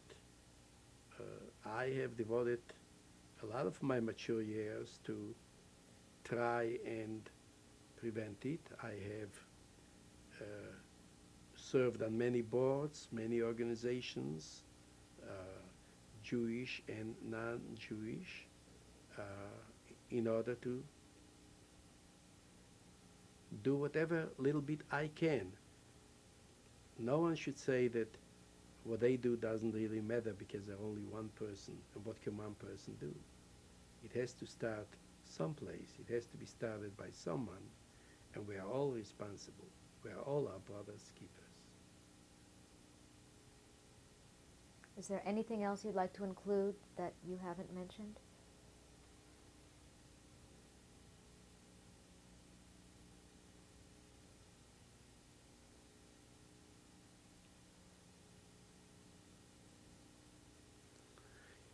Oh, I think I've said it pretty much. I could go on and on and on. Hopefully, I hope to publish a book in addition to the memoirs. Now that I'm slowing down professionally in the office, I hope to devote more time to it. I have done a fair amount of teaching on the subject.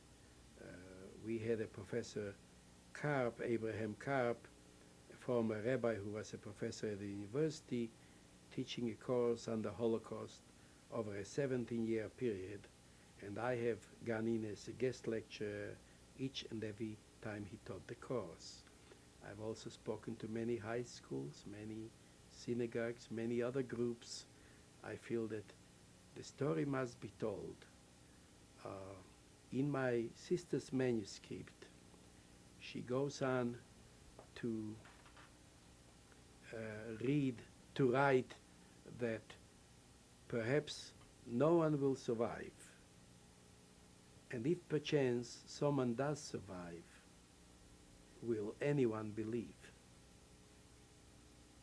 Nevertheless, the story must be told, so I'm writing. Those were words she used in her manuscript, and that is true. Well, thank you for all your years of work, and especially for today. Thank you.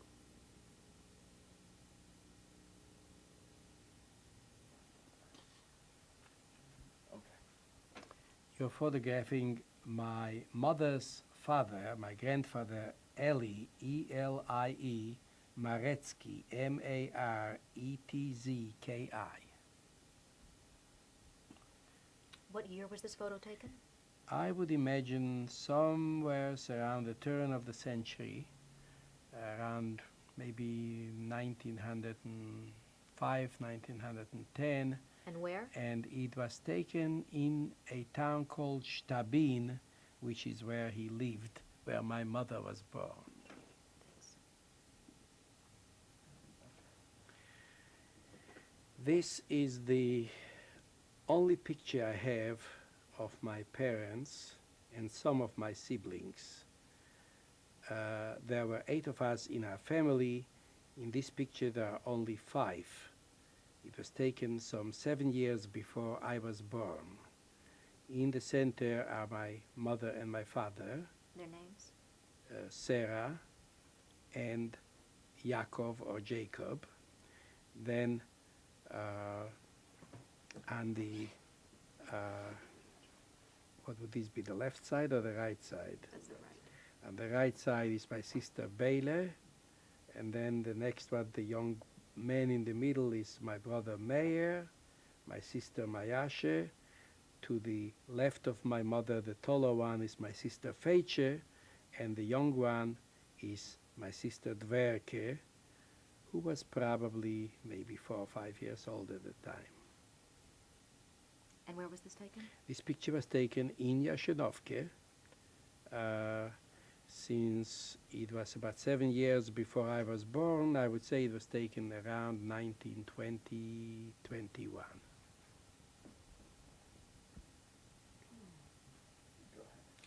This picture shows a good part of my extended family in Jashenovke. Not only does it contain my mother, father, and 5 of their older children, but also many of my uncles and aunts and some of my cousins who lived in Yashinovke at the time it was taken, around 1920, 1921. Go ahead. This picture shows in the center is my sister Feiche, and I'm not sure whether they were married at the time, but next to her is either her husband or fiancé, Avremel. Lying on the ground is my brother Meir, whom I loved very dearly, and he must have been, I'd say, about 18, 19 at the time. The 2 people on top, one is my mother's brother, Zeitke, and one is a nephew of my mother's, Yankele Kliminski. What year? Taken probably, I would say, in the late 20s. Where? In Yashinovke.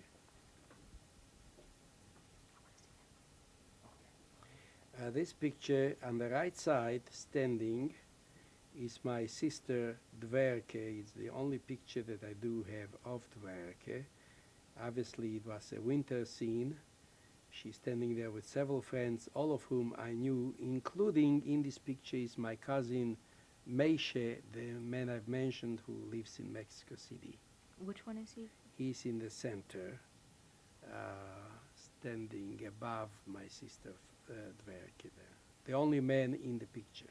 What year was this taken? And this was also taken probably in the 20s In Yashinovka? in Yashinovke.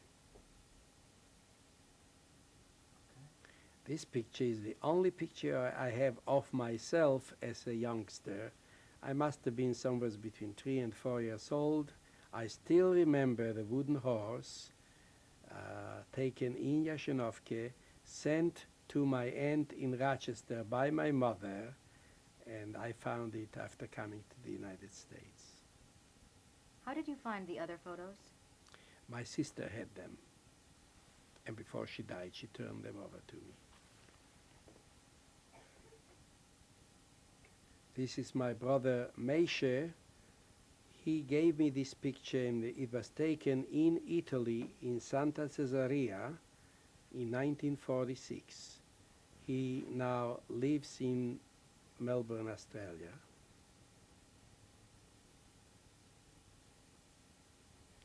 This is my brother Meir with his wife Rina. She was from Lodz, and when they first met, she did not speak any Yiddish, even though she was Jewish, and she had to learn Yiddish in our family in Yashinovke, where she lived. Meir was a wonderful brother. He's the one who taught me how to play chess and read to me. And that was taken probably around 1932, 33. This is my sister Mayashe and her husband, Chaim, one of the 2 brothers who married 2 of my sisters.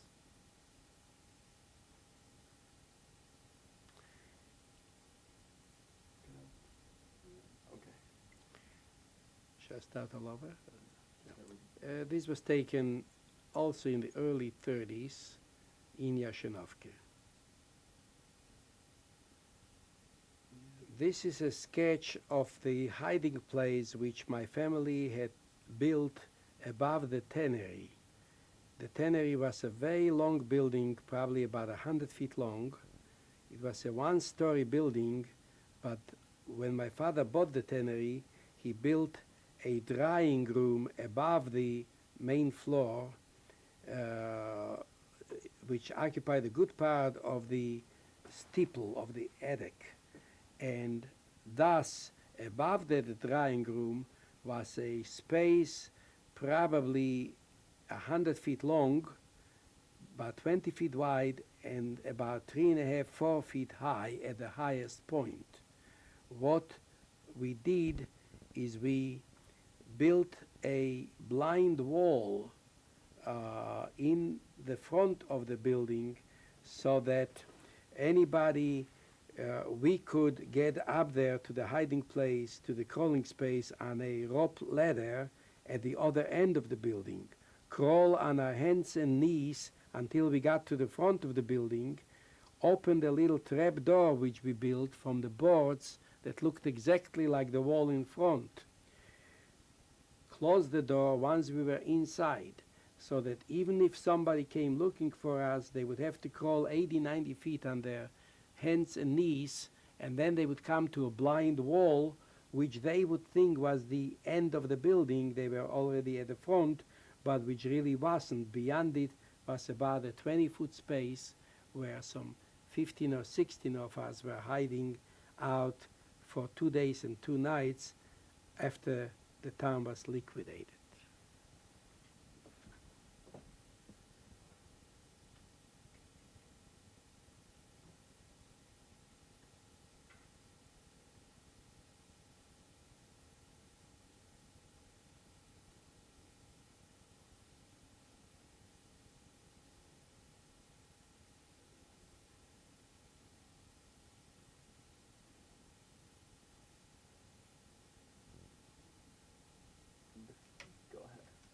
This article appeared, I believe, in 1948 in the local papers, describing my 1 year of study at East Evening High School, where in 1 year of night classes I finished 4 years of high school studies and got a Regent diploma. It describes how I worked, that I lost a lot of weight, and what I achieved. Okay. This is the youngest of my 3 children. Her name is Miriam. She's a delight. She now lives in Montana. She moved there recently from Colorado. She's a free spirit and a delightful daughter. When was this taken? And this was taken maybe 5 years ago. Where? In Rochester. This is a picture of my son, James, who is the middle child, and his lovely wife, Jessica. Jessica's 2 older girls from a previous marriage, and Jamie's and Jessica's 2 younger children, whom you will meet shortly, Sarah, who is now 7, and Saul Benjamin, who is now 4. This picture was taken about 3.5 years ago, I would say, judging by Saul Benjamin's age. And they're a wonderful family, wonderful. I see them every day. What are the older kids' names? The older kids are Christina and Laura, and the younger ones, Sarah and Saul. I can hear them. Mm-hmm. This is my oldest, Deborah, and her child, Rachel. Rachel is now 11. In this picture, she was probably a few months old, so this picture was obviously taken about 11 years ago. Where was it taken? I believe in Rochester.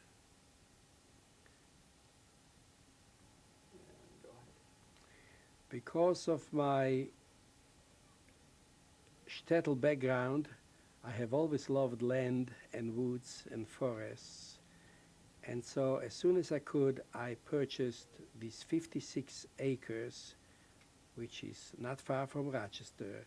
It is absolutely beautiful land. I had a beautiful pond dug, and my wife and I and our children and grandchildren spend a lot of time there. It's in the town of Victor, and it's just full of deer and geese and all kinds of wildlife, and we are having wonderful times. It's added a great deal to enjoyment of life for my family.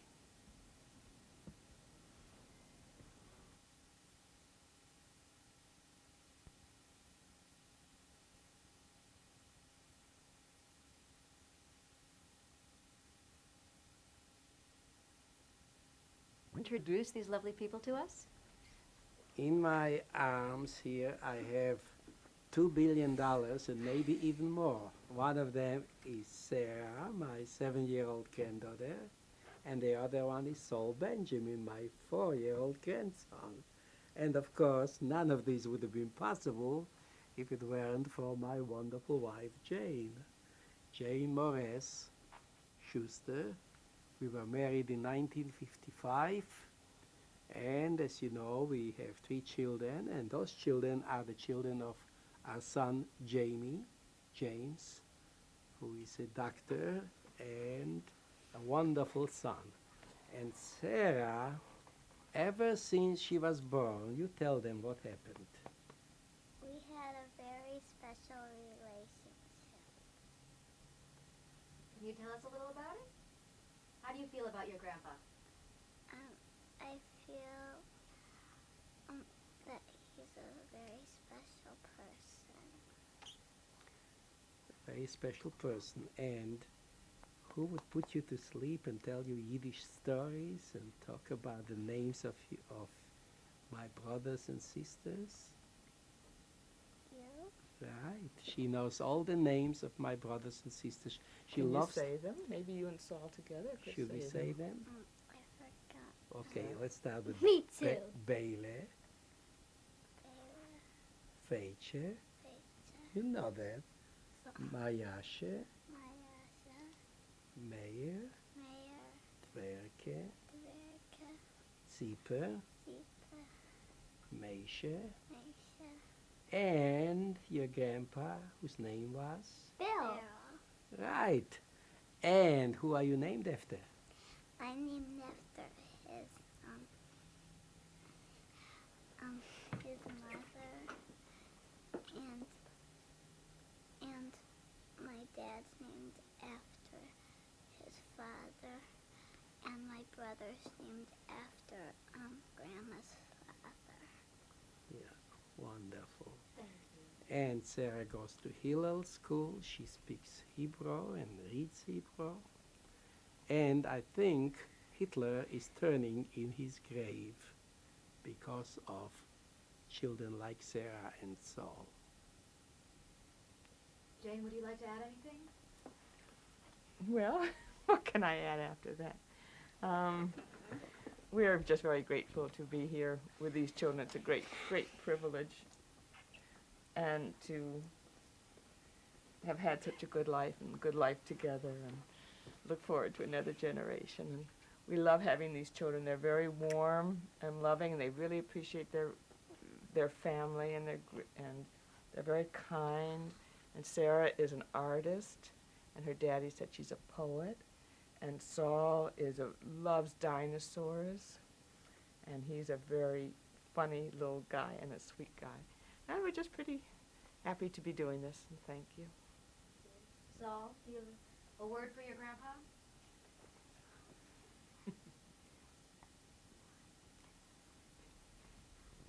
Do you like to go to the farm with Grandpa? Do you like to catch fish? And do you like to chase operas? And We're do you- gonna go pretty soon. And do you have a new dog? Have a new dog? So do you have a new pup? What's Yeah. her name? Roxy? Roxy. Right. And I need name. Yeah. Thank you very much. Thank you very much.